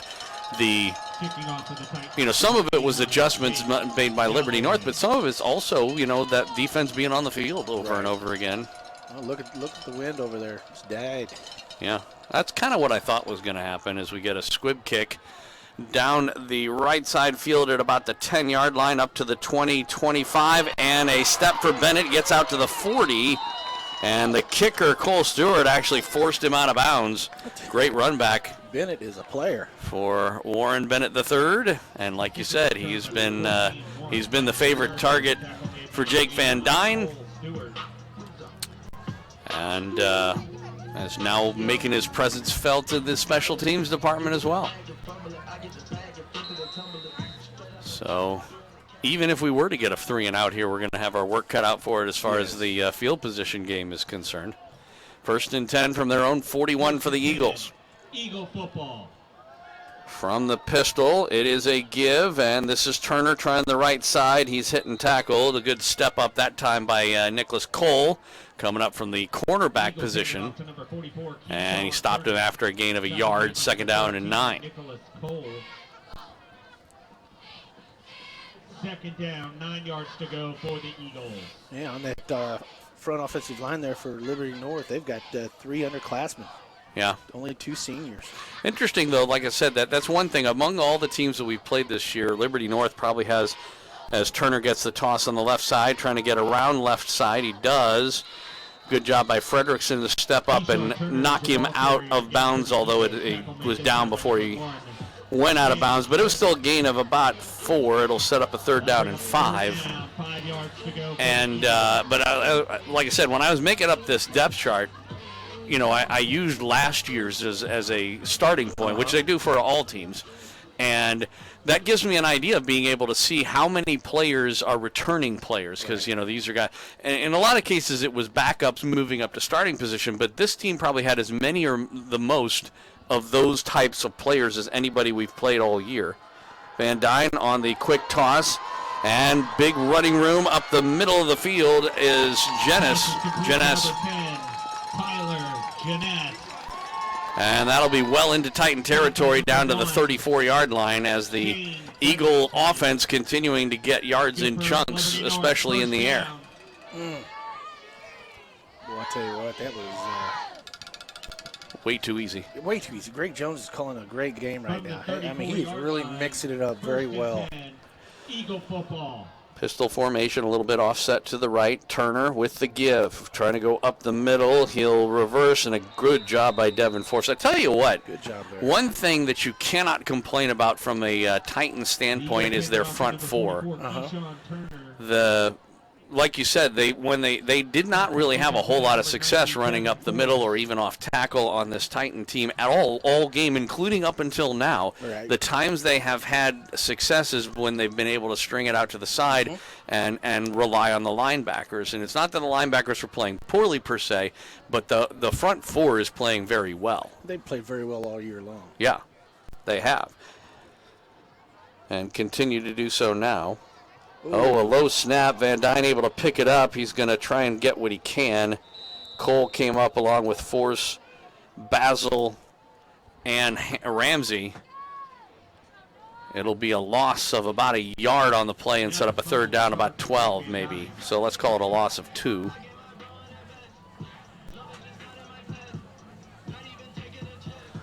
That'll bring up third down. We are 3 minutes into the third quarter.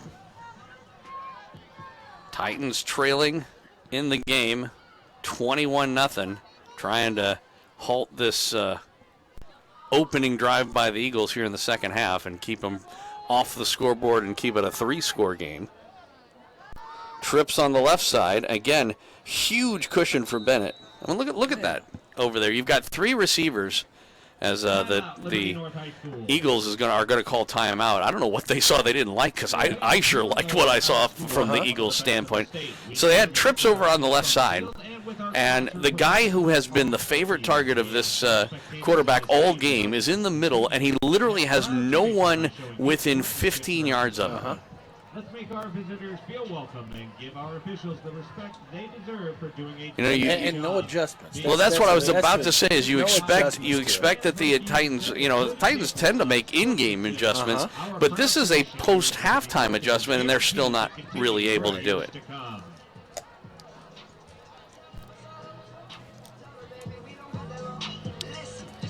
I mean, it is a third down and 12, but at the same time, he would have been able to, if they had run that play and went that direction, he would have been able to get the ball to Bennett before he ever got to where the defender was, and at a first down yardage, I mean. Well, Jones saw something that he didn't like because he's changed the formation up big time. Absolutely. Bunched now on the left side and to the right as well. Man in motion is Turner. Looking left, plenty of time. Now he'll move up the middle. Van Dyne's going to scramble, gets up to the 30, 25, and down to about the 24. He's going to be close to a first down. Needed 12 yards, and I believe he did get it. First and 10 on the scramble. And again, he hasn't really been much of a threat as far as scrambling this game so far, but you really can't allow a first down, on a 3rd and 12 play like that. No. First and 10, Eagle football. They go back to their standard formation with twins on the left and an H-back that way as well. A handoff. And this time it is Willingham Davis with the run. And again, when they go off tackle, there's not a whole lot of room for him to go. And that's what surprised me about the running backs for North, is that they're not bouncing it outside after they hit that little mess. Yeah. Well, on occasion they do. Yeah, but right there he had. But that time he didn't. Opportunity to bounce it outside. So second down and 10. Second down, 11 yards to go. They may be in field goal range at this point. I really don't know what kind of a leg their kicker has. I doubt it, though, based on kickoffs. Again, Willingham Davis trying to go left side this time, and he does get around that left tackle. Only good for about 3 up to the 20-yard line. Zach Willingham Davis is your ball carrier for Liberty North. And it'll be a third down, and let's call it about 7 from there. Made by number 22, Chase Hammond. Clock is down to 7:15 to go. This is the opening drive of the half, and they have shaved almost 5 minutes off of it. And are in a 3rd and 7. Van Dyne roll into the right side. Chase throwing. He's got a man. It is caught. And it is going to be close again to a first down. Stopped. Has got to the 14. Peck is a little bit slow in getting up. I got a heck of a spot on that. Yeah, well, I don't know. I think that's pretty fair, but I do think he's going to be shy of a first down by about a yard. Janess with the catch. And I would say they are not all that confident in their field goal kicker because they don't seem to be going into field goal. I mean, and up 21 to nothing, you wouldn't really need to go for it here on fourth down.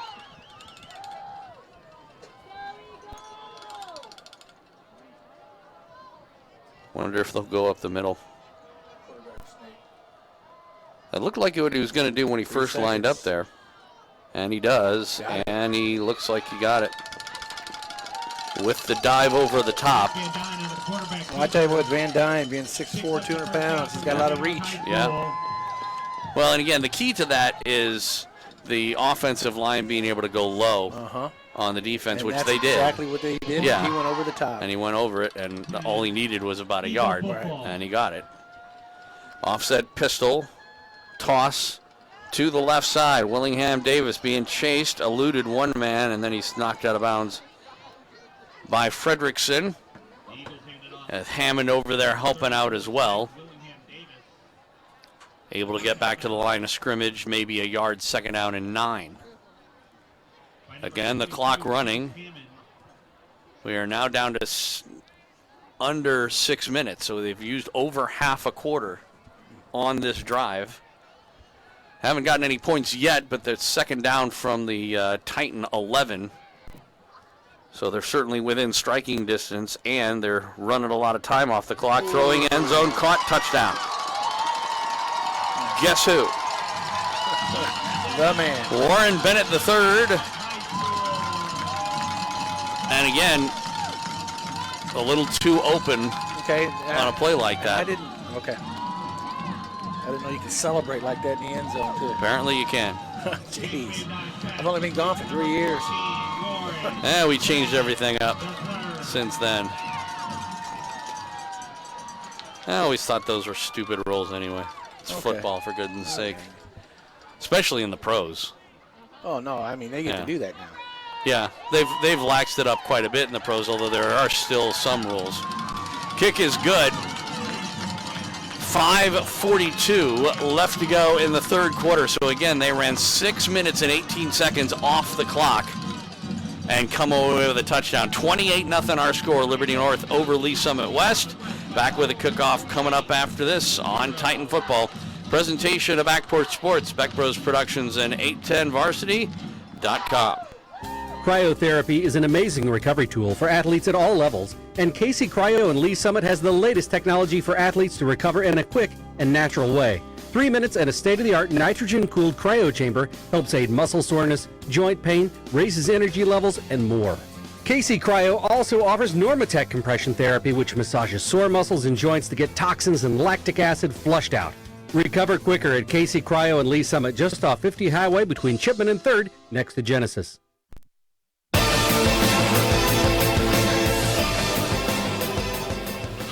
Welcome back out here to Liberty, Missouri, Zaxby Field at Lee Summit, Liberty North High School, excuse me. And I tell you what, the Eagles looking an awful lot like an undefeated 9-0 team today, leading 28-0 over the Lee Summit West Titans. Well, they sure are, Joel. Taking the opening kickoff of the second half, marching down the field, taking a bunch of time off the clock and ending with 7 more points. As Brock Coble with the football, and he goes across the field to the 25. Did break a tackle and gets up to the 30. That was kind of a weird-looking run, wasn't it? I mean, he was trying to go around and wait for a setup of a wall. But there was more yellow guys over there than there was. Well, and plus, I don't think that the rest of the team knew what was going through his head. No. Because they certainly weren't setting up the blocking. It looked like he wanted them to set up. He did a good job of getting the 5 yards out of it. The ball is spotted at the 30-yard line. So, wow. First and 10. Could the Titans be in a position to see a running clock against them in a playoff game? Who knows? We'll see what they can do on their first drive from offense. Baggett on the throw. He'll make the catch on the far side, gets a first down. First catch of the game for Colby Baggett. He was targeted earlier on and dropped one. Well, I know we've had the running clock on Coach Jones several times, so I think that is one of his goals that he's after. So you're saying he's going to be going for a touchdown if they get the ball back? I believe he's going to go quick. Yeah. 1st and 10, Titan football. 1st and 10 from the 41 for Lee Summit West. Low snap, but Cooper throws, and it's caught. McAtee with a big hit. Oh, made the catch, and there is a flag down. I thought that was a pretty solid hit. It was. Celebration. Okay. It could have been the taunt at the end. Finally, they get to throw a flag for that crap. We're not on 8-10, are we? Not yet. No, it is a targeting penalty, not just a because I'm with you. I thought that it may be a that I don't have a problem with them throwing the flag because I thought it was kind of a defenseless receiver who got hit, and I think that's didn't see it coming. Yeah, a good thing to target, if you'll forgive the pun, as far as officiating crews are concerned, to make sure that kids don't get hurt in these situations. But I didn't think he was targeting his head. Although it definitely was the sort of thing that could lead to a concussion just because of the snapping of it when that sort of thing happens. Taylor Wilson, off right tackle, spins out of one hit, gets across the 40 down to about the 37. It'll be a pickup of 5, let's call it 6, 2nd down and 4. The Titans hand it off to number 2. Titans working with a little bit of pace now. Finally on the move a little bit in this second half. Wilson hit as he got to the line. Grimm with the tackle. Lynn with the tackle.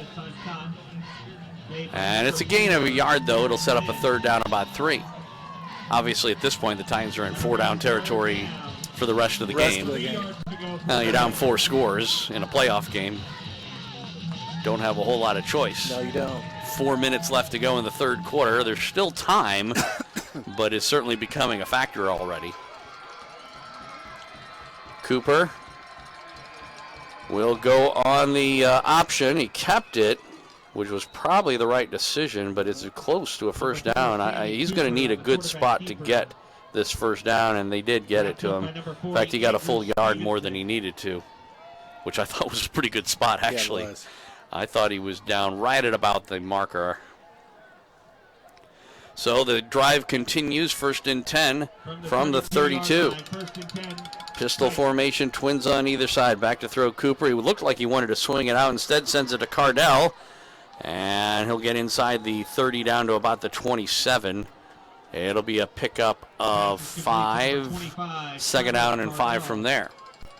I mean, you're almost at the point now. I don't know that I would do like an onside kick, but if they can score a touchdown here, and you're still down by 3 as the toss on the near side was caught by Cardell for a 1st down up at the 22. Pickup of 10. Pass complete to number 25, Trevor Cardell. Tackle made by number 38, Spencer Troyer. Pickup of 5, but it is good enough for a 1st down. So again, they move the chains from the 22, 1st and 10. Cooper will, he dropped the football and has to fall on it.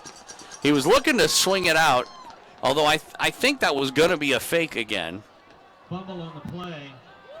Cooper did fall on it, but he lost. And he came up limping, too. Yeah, about 7 yards on the play.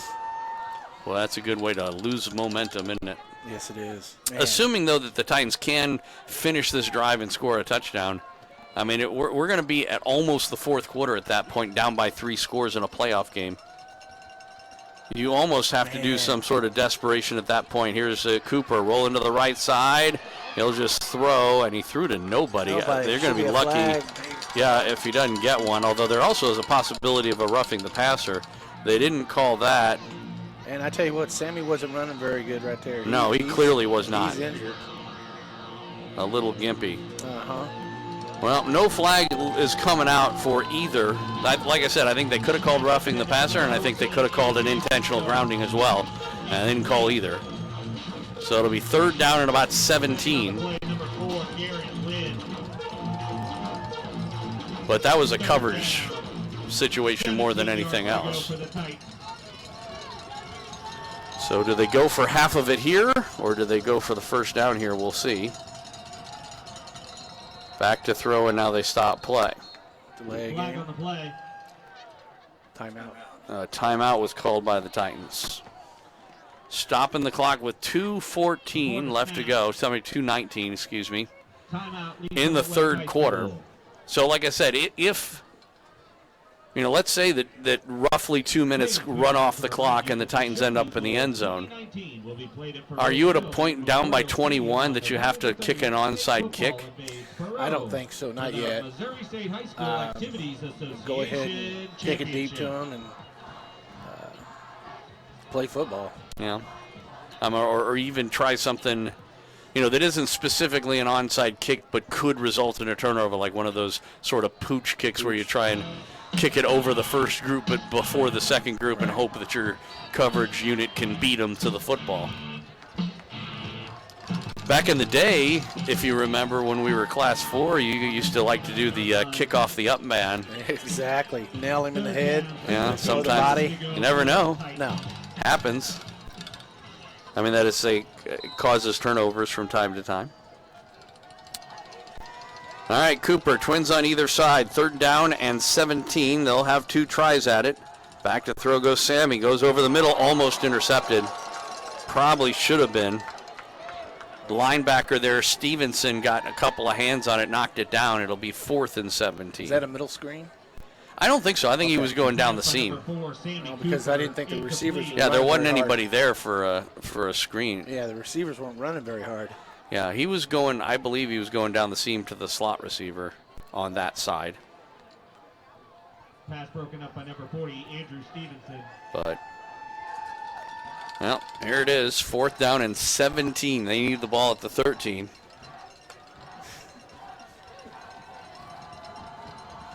It is on the 29. Back to rolling to the right side is Cooper. Looking to throw, getting rushed, throws. It is intercepted. That was actually a mistake for Miller, Alex Miller, who made the pick because he cost his team yardage, but it wasn't going to be a first down anyway. No. So they'll take over on the 21.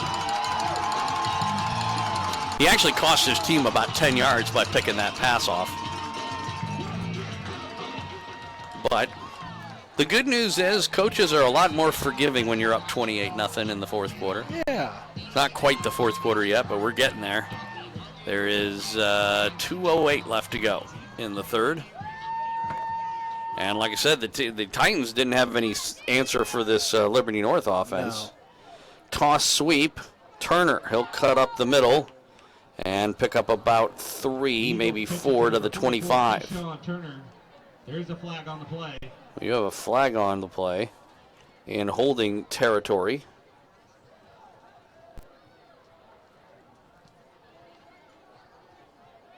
And it is a hold against the Eagles.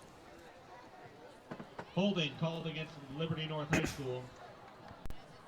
So, we talked about this earlier, but it's indicative of, when plays like this are usually drive killers when you get a hold, even on first down.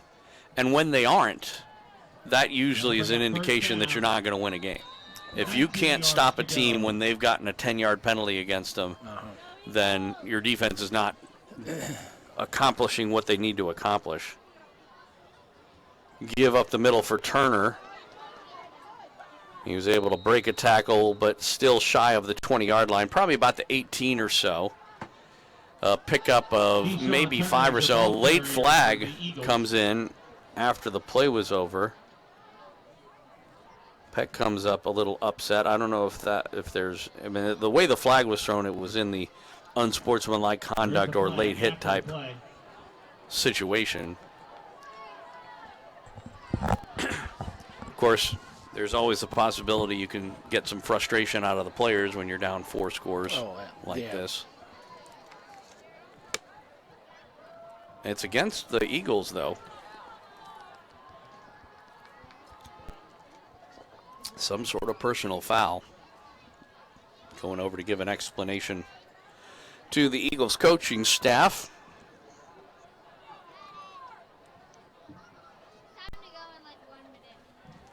Apparently it's time to go in like 1 minute. Yeah. Oh, we better go. Somebody who doesn't know where our crowd mic is.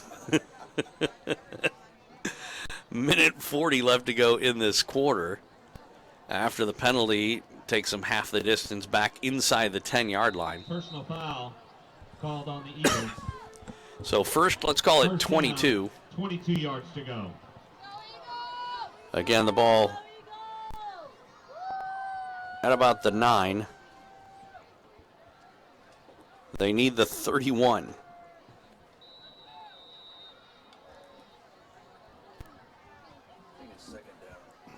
Yeah, that may be because that was a post-play foul. Although they are discussing that. The yard marker still says 1. And it's very brightly lit, I must add. Yes, it is. Now they switch it over to number 2, so it is second down. Second and 22. Clock gets going. Minute and 17 left to go in the third quarter. From the pistol, man in motion is Bennett. They will give it to him as he comes back, cuts up the middle. Got to the 15, maybe the 16. A gain of about 6 or 7. And it'll set up a third down and long. It's still third down and about 14 or 15 or so. I wouldn't get too excited if the Titans are able to come up with a stop here. Warren Bennett, the third as your ball carrier. Depends on what kind of play calling we see here. Yeah. 15 yards to go. They do roll to the right side. Van Dyne throwing over the middle and incomplete. Almost intercepted Fredrickson. I'm not sure who his intended target was. He had 2 receivers over there, Bennett and Matthews. Pass intended for number 85, Luke But Matthews. it was incomplete, and they'll punt the ball away. I tell you what, if I'm the Titans, I am coming hard after this punt. Yes. Only because, again, we Snaps talked about not it. been good. Yeah, they have had bad snaps, and Mitchum was unable to handle one of them. Presser, excuse me. And, of course, he's standing at his own 2. So the Titans do not look like they're coming after this punter.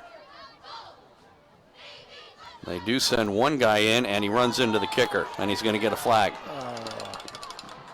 It's run up by Fredrickson inside the 35 to about the 30. Now, I think they're going to call this running into the kicker and not roughing the kicker, so they should be able to re-kick it.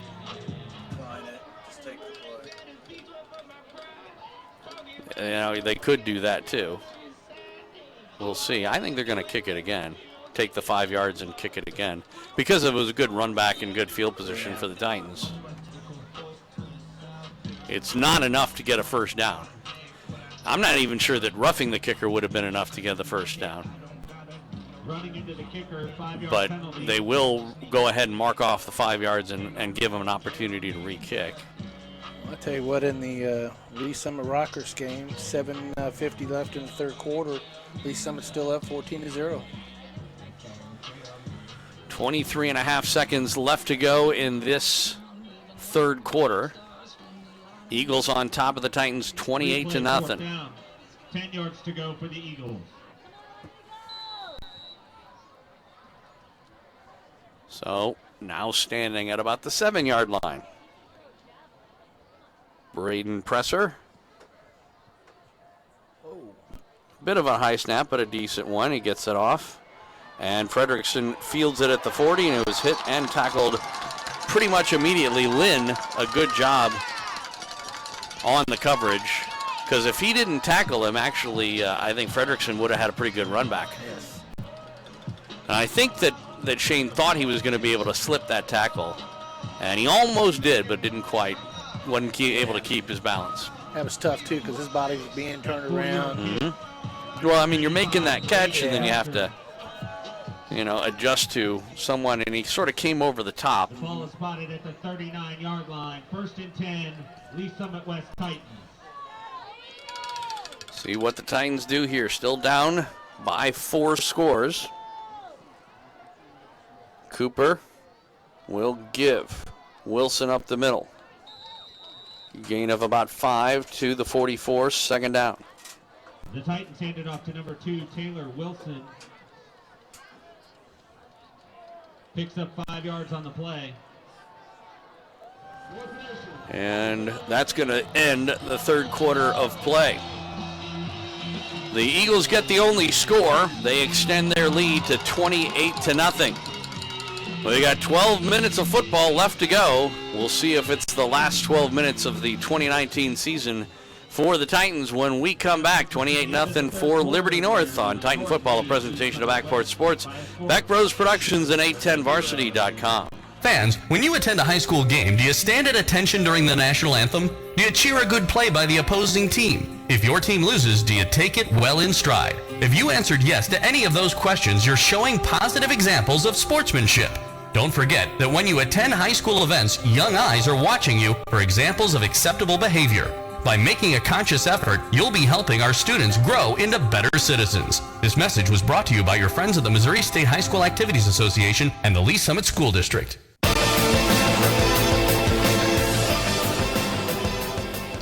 Getting ready to start the fourth quarter of play here at Liberty North High School. Joel Becker and Coach Royce Boehm. Cooper sends it near side. It is caught by Baggett, but not much there. Only a couple yards on the play. See, that's what I don't understand right there is that he should have kept the ball to the outside. He would have got 4, 5, 6 more yards right there. But he tried to cut it back up inside and ran into the trash. It's kind of, that's the thing about the Titans this year or whatever. For the receiving core, I mean, granted, they are somewhat inexperienced with the exception of Cardell, but they have had a hard time, not just running routes, but knowing to do once they get the ball, all sorts of things. Hopefully it'll be a good learning experience for next year, but the throw to Cardell, and he sort of skipped it to him. And again, it looked like Trevor wasn't even expecting the ball to come to him. 5 yards to go for Lee Summit West. It's going to be fourth down, and the Titans are going to punt the ball away, which is a pretty good indication that they don't think they're going to win this game. Because you're down 28-0, and you're kicking the ball away. That's pretty much conceding. Yes. Sammy standing back at the 30-yard line. I haven't seen a Sterling Edwards trick play yet today. There's a trick play right here on special teams. Well, at least it's a trick formation. Oh. High snap, and Cooper will throw on the far side, incomplete. He was looking for Cardell, and he was covered, and it wasn't really a very good throw. No. Well, at least we can say they didn't concede. Yeah. For a fake punt. Pass intended for number 25, Trevor Cardell, falls incomplete. So the Eagles take over on downs at the Titan 44. Liberty North High School. Up 28-0 and just underway here in the fourth quarter of play. And the Titans defensively are now going to have to start looking for turnovers. That's the only way they're getting back in this game. Yeah.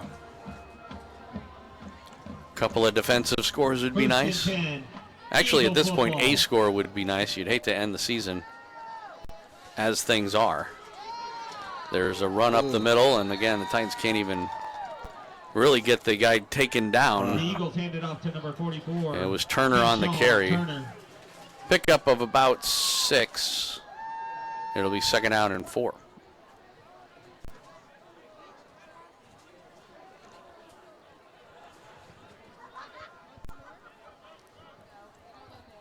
Obviously, the Eagles in no hurry to get these plays going.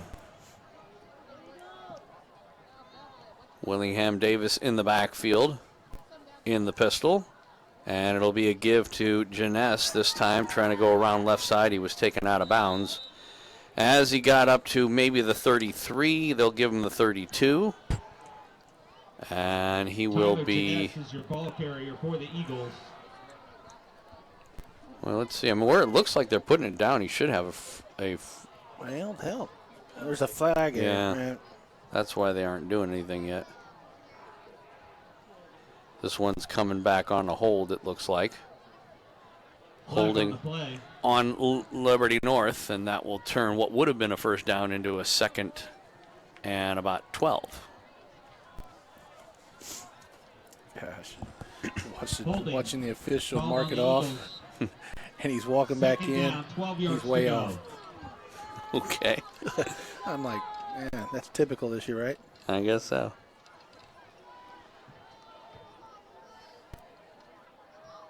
Pistol formation, offset to the right side. Van Dyne will throw for Jeunesse, and this time good job by the strong safety Number 10, Tyler Jeunesse. Chase Hammond to keep up with him and take him down before he was able to get much going. So pick up a 3, but it'll be 3rd and 9. I don't see a fake punt in the future for Liberty North. No. Of course, that could be because they convert a 3rd and 9, but we'll have to wait and see. Trips on the left side.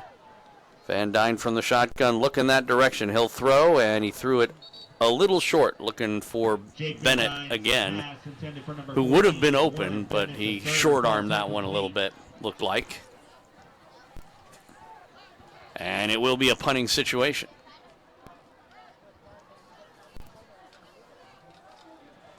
Under 10 minutes to go in regulation time. Lee Summit West trailing 28-0. The Eagles send out their punt team. 4th down.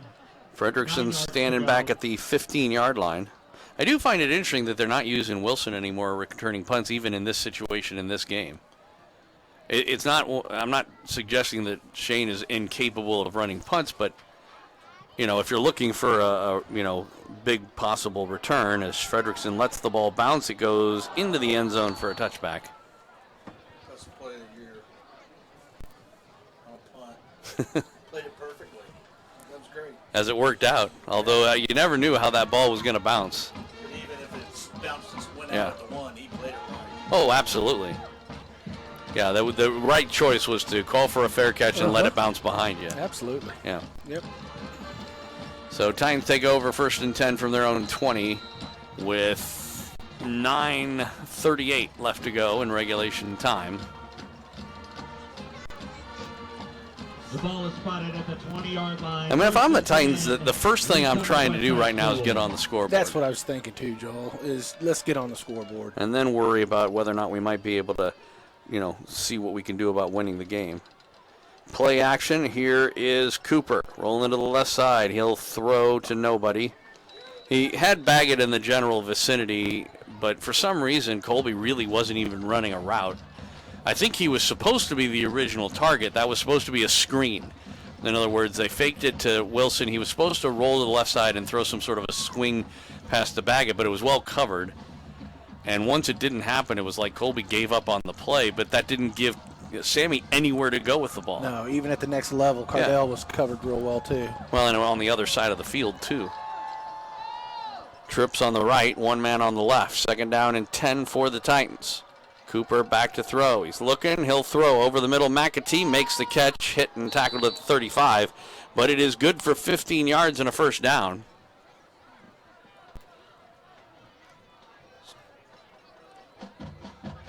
Grant McAtee making the catch. Tackle made by number 11, Austin Haas. From the 35-yard line, 1st and 10. Titans. Twins on either side from the pistol. Back to throw is Cooper. He'll step up, rolls to the right, throwing across his body. He's got a man. McAtee again makes the catch. And inside the 25, near the 20, he'll be down at about the 22. 1st and 10 Titans. Their deepest penetration since they had the bad punt back in the 1st quarter. Although we did get into the end zone one time this game. It came back on a penalty that I still don't know whether it was a real penalty or not. Joel, I was looking there. Was that the only route ran? The ball is spotted at the 21-yard line. 1st and 10 Titans. Along the sideline. 1st and 10 at the 21. Surratt in motion, and it is a give, and we get flags.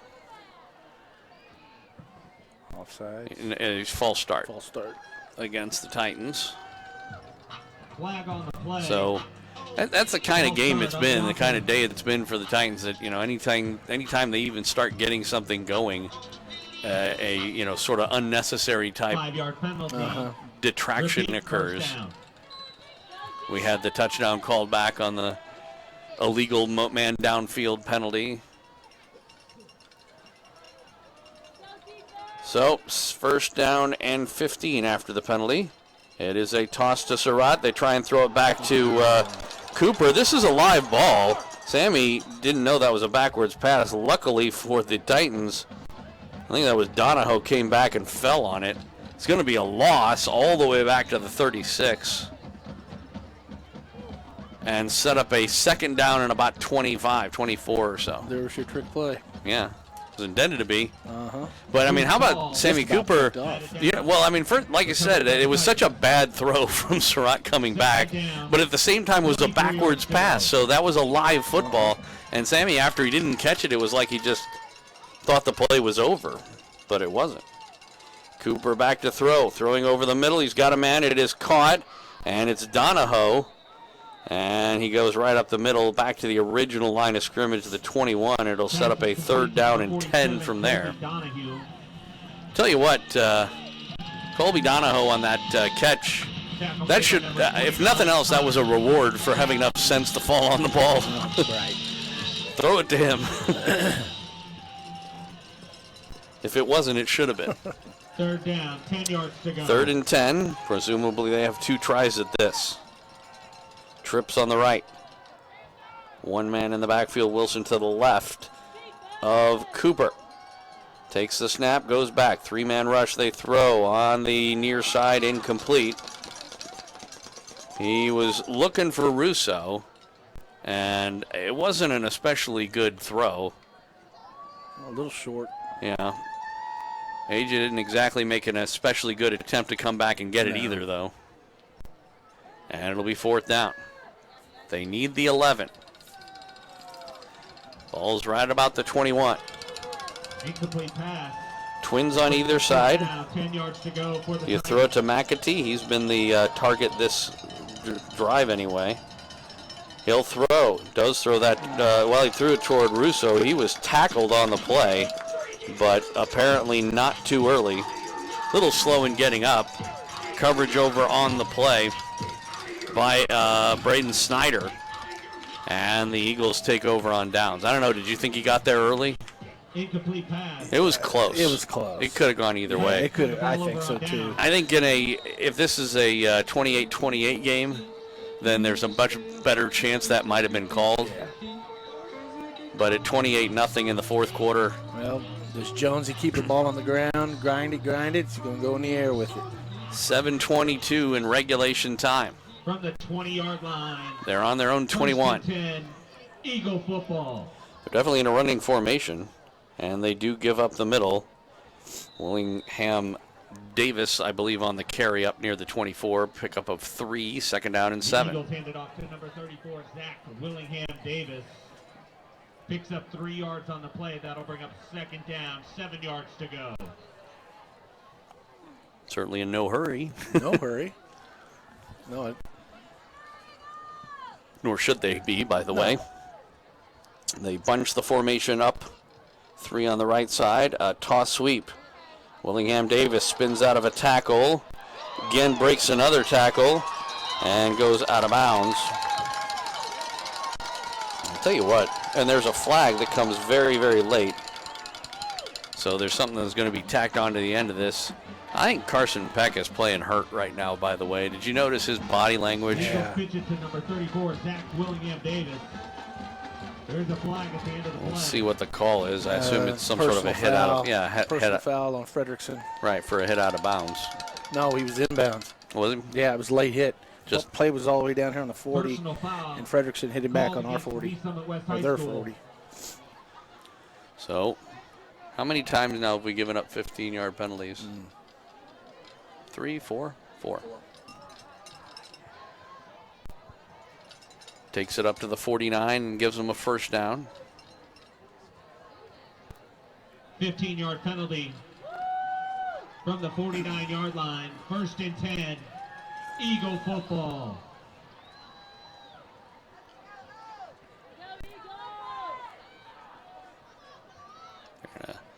hack another 2 yards, it looks like, to the Titan 49. 1st and 10. 6:42 to go, regulation time. Tell you what, if they do keep it on the ground, I think they'd be able to run the rest of the time off the clock. So. And end up in the end zone the way things are going. Turner breaks a tackle as he was stopped at the line but was able to pull out of it. He is taken down by Cole as he got to around the 37 or so. That has got to be the 3rd straight play where an Eagle player should have been tackled and was not. Right. Yeah, there's a lot of missed tackles going on out there right now. It's not just missed, it's broken tackles. It's where the guy has him in his grasp. It's not like they're going for the guy. He's got a pretty mean stiff arm too. Yeah. But it's very much, and obviously a strong kid as well. But it also goes to, finishing plays. That time they did. As Ramsey came up with the tackle there. Loss of a yard. Number 38, Wyatt Ramsey. And it'll be 2nd down and 11. 2nd down, 11 yards to go. Clock running under 6 minutes left to go in regulation time.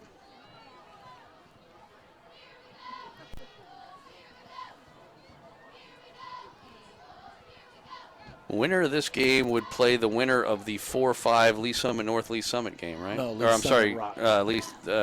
Lee Summit Rockhurst. Yes. Van Dyne throwing far side. Did he come up with it? He did. Yeah. Wow, what a catch. Diving grab by Bennett. It's complete to number 14, Lauren Bennett, the 3rd. It's a gain of 9, 3rd down and 1.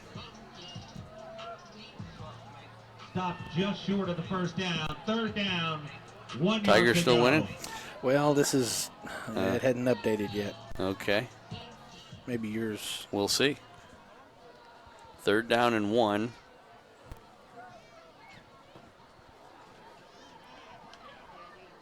Ball's on the 27. They obviously need the 26. And it is a toss to Turner. Trying to get around the left side. Oh, and he goes down. I think he just slipped. Stays in bounds. Yeah. But it is going to be shy of a 1st down. I don't know if they go for it here. I don't think they. I don't see why they wouldn't. They're not going to kick a field goal. Clearly, if they weren't going to kick a field goal earlier from 20 yards, they're not going to kick it from 40. Tavon Glasgow with the stop. 39-13, Blue Springs South over Holt. 2 yards to go. By the way, Blue Springs and Rockbridge are knotted up at 10. 4th down and 2. Turner is the man in the backfield from under center. Van Dyne throws it. He's going to get a 1st down and more. There was a huge hole. Huge. Stays in bounds as he gets inside the 15. I don't know how you get that big a hole on a 4th down and 2 play. For Liberty North. Tackle made. That sucker was just sealed off to the left. Yeah. That's good for another Liberty North. 1st down. Lee Summit 14-6 over Rockhurst in the 4th quarter. 10:48 left to go in that one. Raypeck 21-7 over Lee Summit North. That's a 4th quarter score as well. 14-yard line, 1st and 10, Eagle football. So 1st and 10 from the 14. Van Dyne from the pistol. It'll be a give. Turner trying the left side. He'll get inside the 10. There's a flag down. Keyshawn Turner is your ball carrier. Park Hill 8-3 now over Liberty with 10 minutes left to go in the 4th. Boonville and Oak Grove. Boonville's come back 27-19 in the 4th. Yeah, now that's what I'm talking about, Pirates. Did you like my dramatic pause? I did. Thank you very much.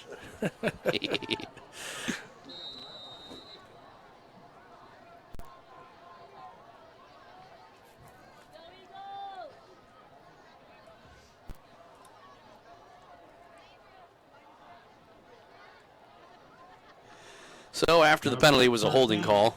20 yards to go. 1st and 20 from back at the 24. You know, the only thing about that, as they hand off right side, Turner with some running room, gets inside the 20, cuts up the middle to about the 15. It'll be about a yard shy of the original line of scrimmage, so set up a 2nd down and about 11. Because every time they do that, all that does is give them more time to run off the clock.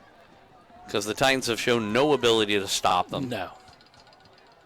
At least to stop them from getting a 1st down eventually. So giving them extra yards, all that does is makes them take more plays to do it.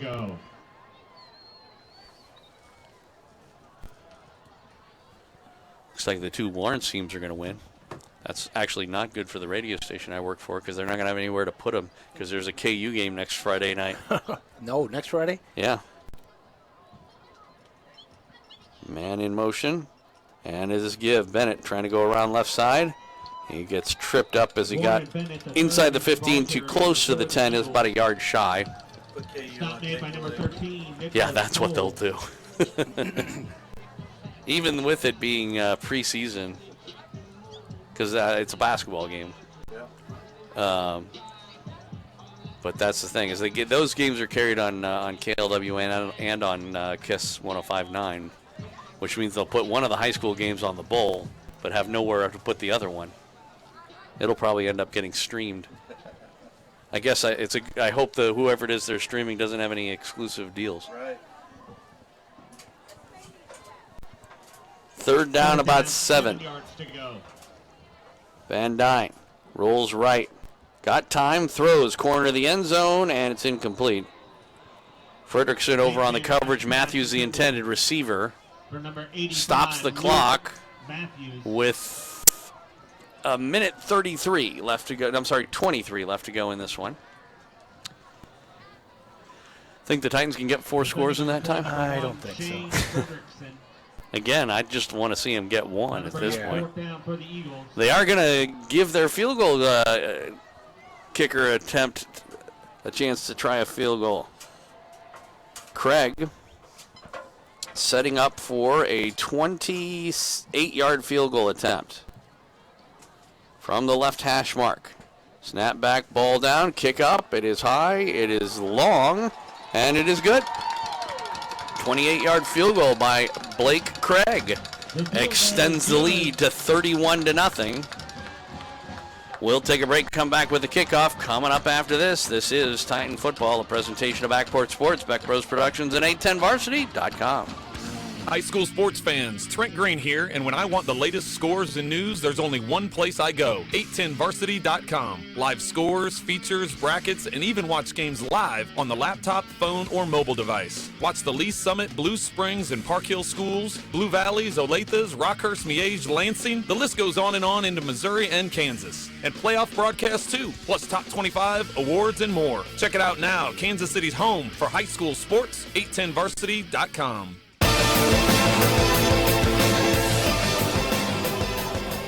Welcome back out here to Liberty, Missouri, Zaxby's Stadium at Liberty North High School. Joel Becker, Coach Royce Boehm, Lee Summit West, and Liberty North. Eagles on top of the Titans, 31-0 is our score here in this playoff contest. It is one and done, so if the Titans can't manage to get at least 31 points in the next minute and 18 seconds, it'll be time for me to start hockey season.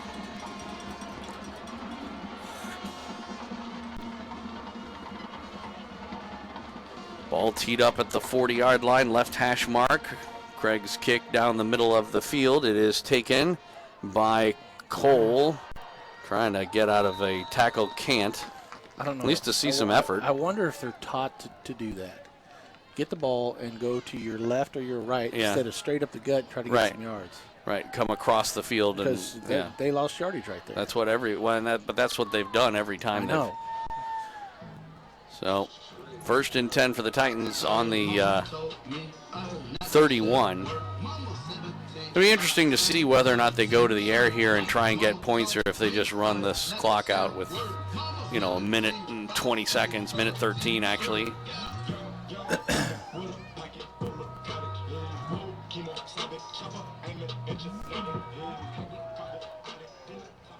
We're actually seeing some twos in for this play. From the 31-yard line, 1st and 10, Titans.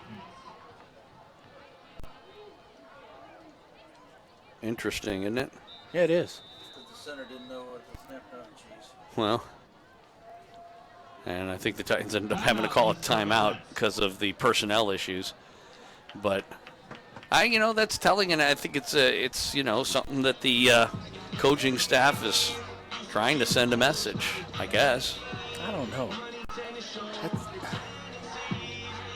You say the interior line was second? Some of them, but also some of the receivers. We saw Goodall out there, to run a route. We haven't seen much of him. There was also they just took Thomas Cardell Still off the field. He was out there first. Yeah, they are getting I guess part of this may be getting some seniors an opportunity to play in the last series here.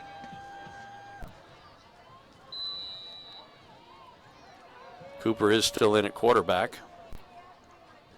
Twins on either side. Man in motion is Brock Coble. He gets the toss.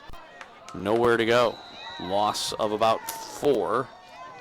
It'll set up a 2nd down. Clock running with a minute left to go.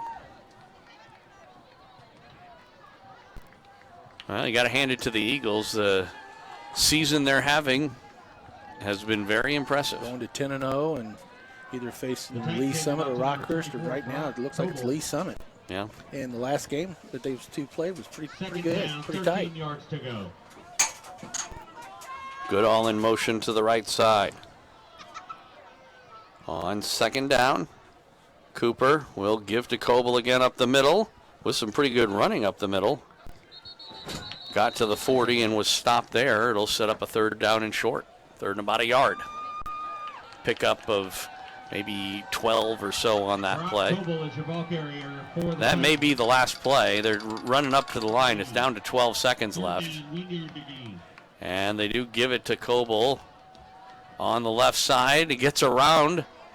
He'll head down the far sideline, gets out of bounds with 2.1 seconds left to go. So the Titans will actually get to run one more play here. Well, some decent running from Brock Coble. But this is their number 2 defense. How about a 57-yard field goal attempt just to get yourself on the board? I don't know that he has the leg. I don't think he's got the leg.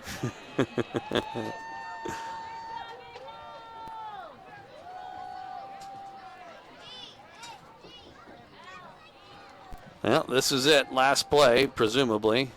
And again, it's a toss. Coble being chased, trying to go to the right side. And he's hit and knocked down as he got to about the 33, and that will do it. Zeros on the board.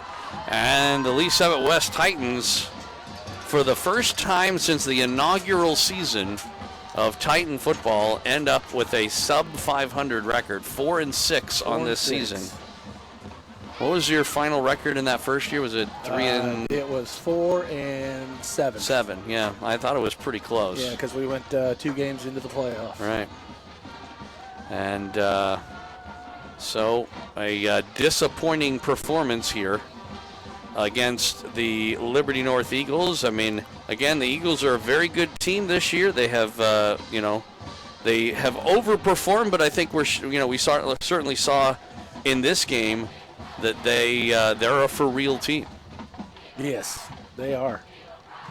So there you go. I tell you what, Greg Jones did a great job of play calling. I thought he kept the Titans off balance. Well, that was another thing I was going to bring up is that, I think coming away from this, you could say that the Eagles were a very well-coached team this year. So they win it 31-0. We'll take a break and wrap things up with some post-game numbers for this season when we come back. This is Titan Football, a presentation of Backport Sports, Beck Bros Productions, and 810varsity.com. Don't trust the biggest investment of your life to a part-time real estate agent. Trust the #1 team in Lee Summit and the entire state, the Rob Ellerman Team. The Rob Ellerman Team is the #1 real estate team in Missouri and number 12 nationally ranked in the U.S. with $1.5 billion in career sales. They are your real estate resource for buying or selling. They get you moving. Call anytime at 816-304-4434 or visit therobellermanteam.com. That's 816-304-4434 or anytime online. The Rob Ellerman Team, a proud supporter of Lee Summit area high school athletics. Have plumbing needs, whether a residential or commercial customer?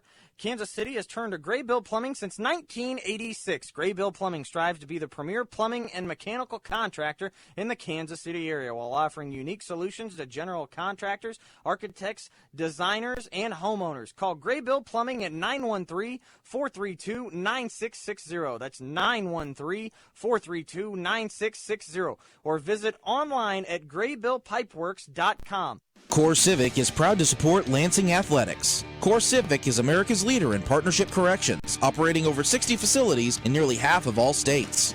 Learn more about Core Civic job opportunities at corecivic.com. You can apply for a rewarding position as a correctional officer, a nurse, or a school teacher, just to name a few. Your next career could be in corrections with Core Civic. Visit corecivic.com. That's corecivic.com.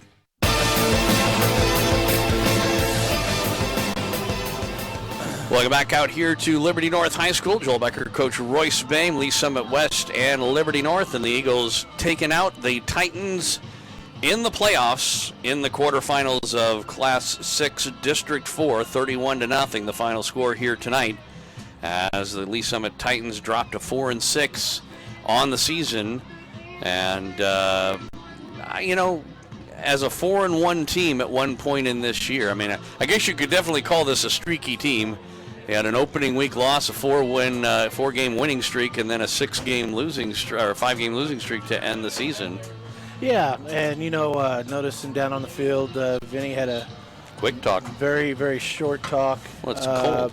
And now he is got the old lineup now, where the seniors are on one side and the underclassmen are on the other, and they're going to send him off, and it's led off by the coaching staff.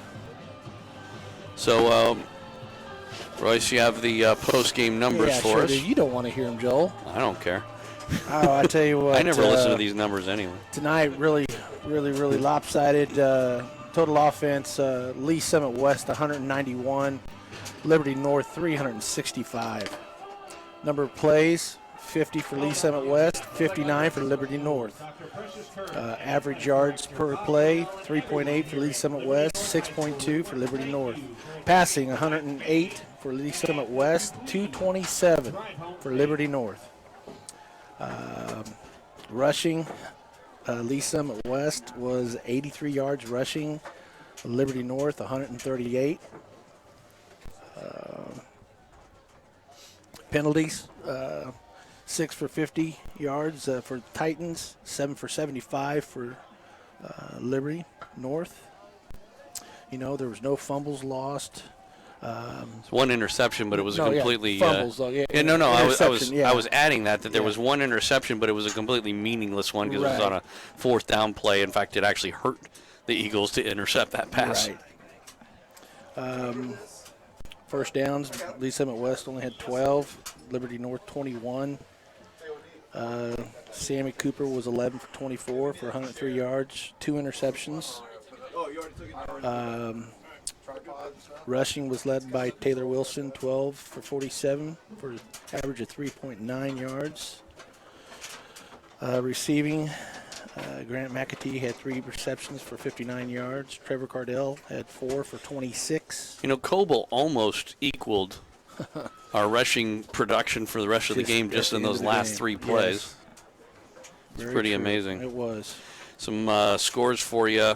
Blue Springs South 42-13 over Holt. That's a fourth quarter score.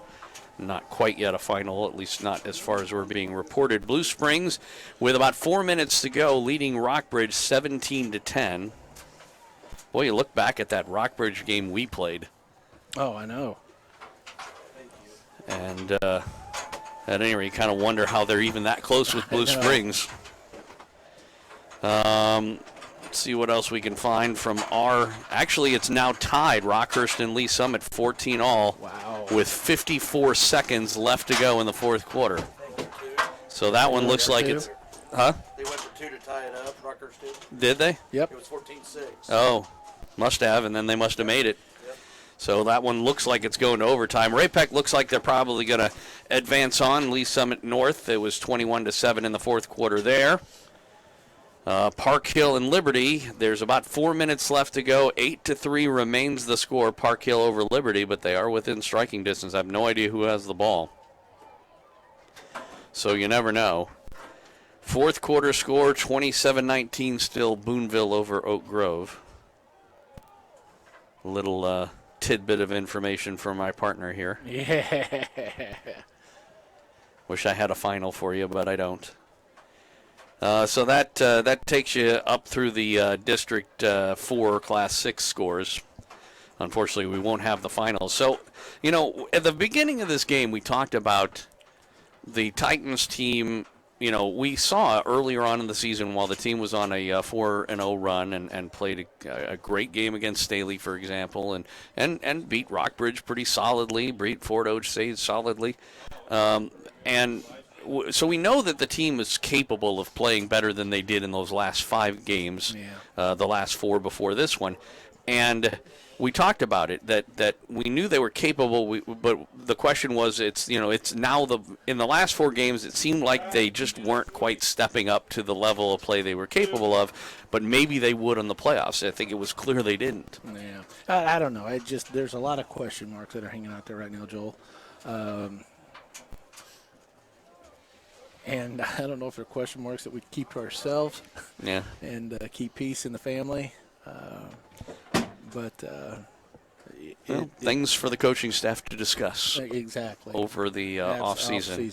And to be honest, I think that they have a lot to talk about personnel wise, but they also have a lot to talk about on their in their own home as well. In that figuring out ways that they can do a better job of whether it's making in-game adjustments and that's something too. We only saw Sammy Cooper. Right. What is their future? What do they have that's out there for them? We don't know that. They do. We don't. Receivers, I think Trevor is the only senior that is leaving us. But on the other hand, like I said, we saw a lot more out of the receiving corps in earlier games this year. We have not seen much from them at all. No, not at all. In the last 5. And so, again, are they going to be able to step up? And that's part of the whole, thing from the coaching staff is being able to get the most out of the players that you have. Right. And it's something that they'll, I'm sure, want to work on over the offseason as well. Probably do want to do, maybe a player of the year kind of an idea before we call it a day or call it a season.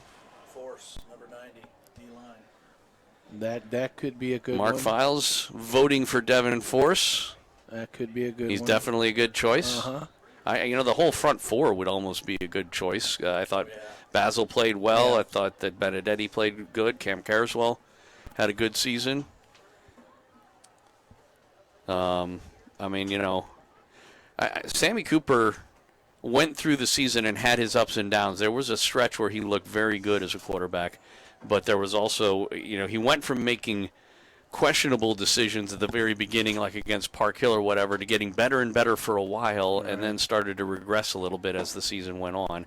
And I think some of that had to do with, this was his first season as a starting quarterback. That's right. It was. And so that's a lot to ask of a guy to come in and be able to do that. But it also, I think, had to do with changes in, there were 3 or 4 games in a row where he was, basically running for his life, in a lot of plays, and that tends to lead to some poor decision-making by a quarterback. That's the reason why you like to have lots of pressure on quarterbacks. Yes, it is. And again, you always want to try to put your kids in the best position to make plays. And, like you said a little earlier, I think the coaching staff needs to go back and really evaluate this season and see where we're going to go next year. I think that you could also make a case for Taylor Wilson, having a pretty good season overall. I thought he did well, did what he was asked to do. Yep. I thought we could have asked even more out of him, used him more, out of the backfield as a receiving target, but I thought he did well. But I'm fine with going with the D-line or with even Devin Force individually as a player of the year. And you know what? And I tell you what, I think Mark was right. I think all 4 really. I think Limbo Parks really did a great job with those guys. Yeah. And They were in it every play, every game. They were, and but no, I think that is a good choice. All right. A couple of thank yous before we sign off for the season. Obviously, we want to thank our student interns, Ethan. Who are the other ones that we've had? Ethan Gray, Sam Matthews. And, Brett Brashear's finished up. Brett was here today for this game. Any other thanks you want to give out before we go? Oh yeah, we always thank Chad at 810. Chad Rader at 810 Varsity for helping us along, all of our advertisers. Of course, our executive producer, Mark Files, who keeps everything going and also feeds us. Yes, he does. Thank you very much. Didn't even feed us Zaxby's today at Zaxby's Field. Gotta like that. Gosh, man, I was kind of hoping he brought us chili up here. Well, especially in this really big room we're in. Hey, beggars can't be choosers. We had great barbecue a few weeks ago. Yes, we did. So there you go. All right, for my partner in crime, Royce Boehm, Joel Becker here from Liberty North. The final score again tonight: Liberty North Eagles 31-0 over the Lee Summit West Titans. Thanks for joining us this season here on Titan Football. A presentation of Backport Sports, Beck Bros Productions, and 810varsity.com.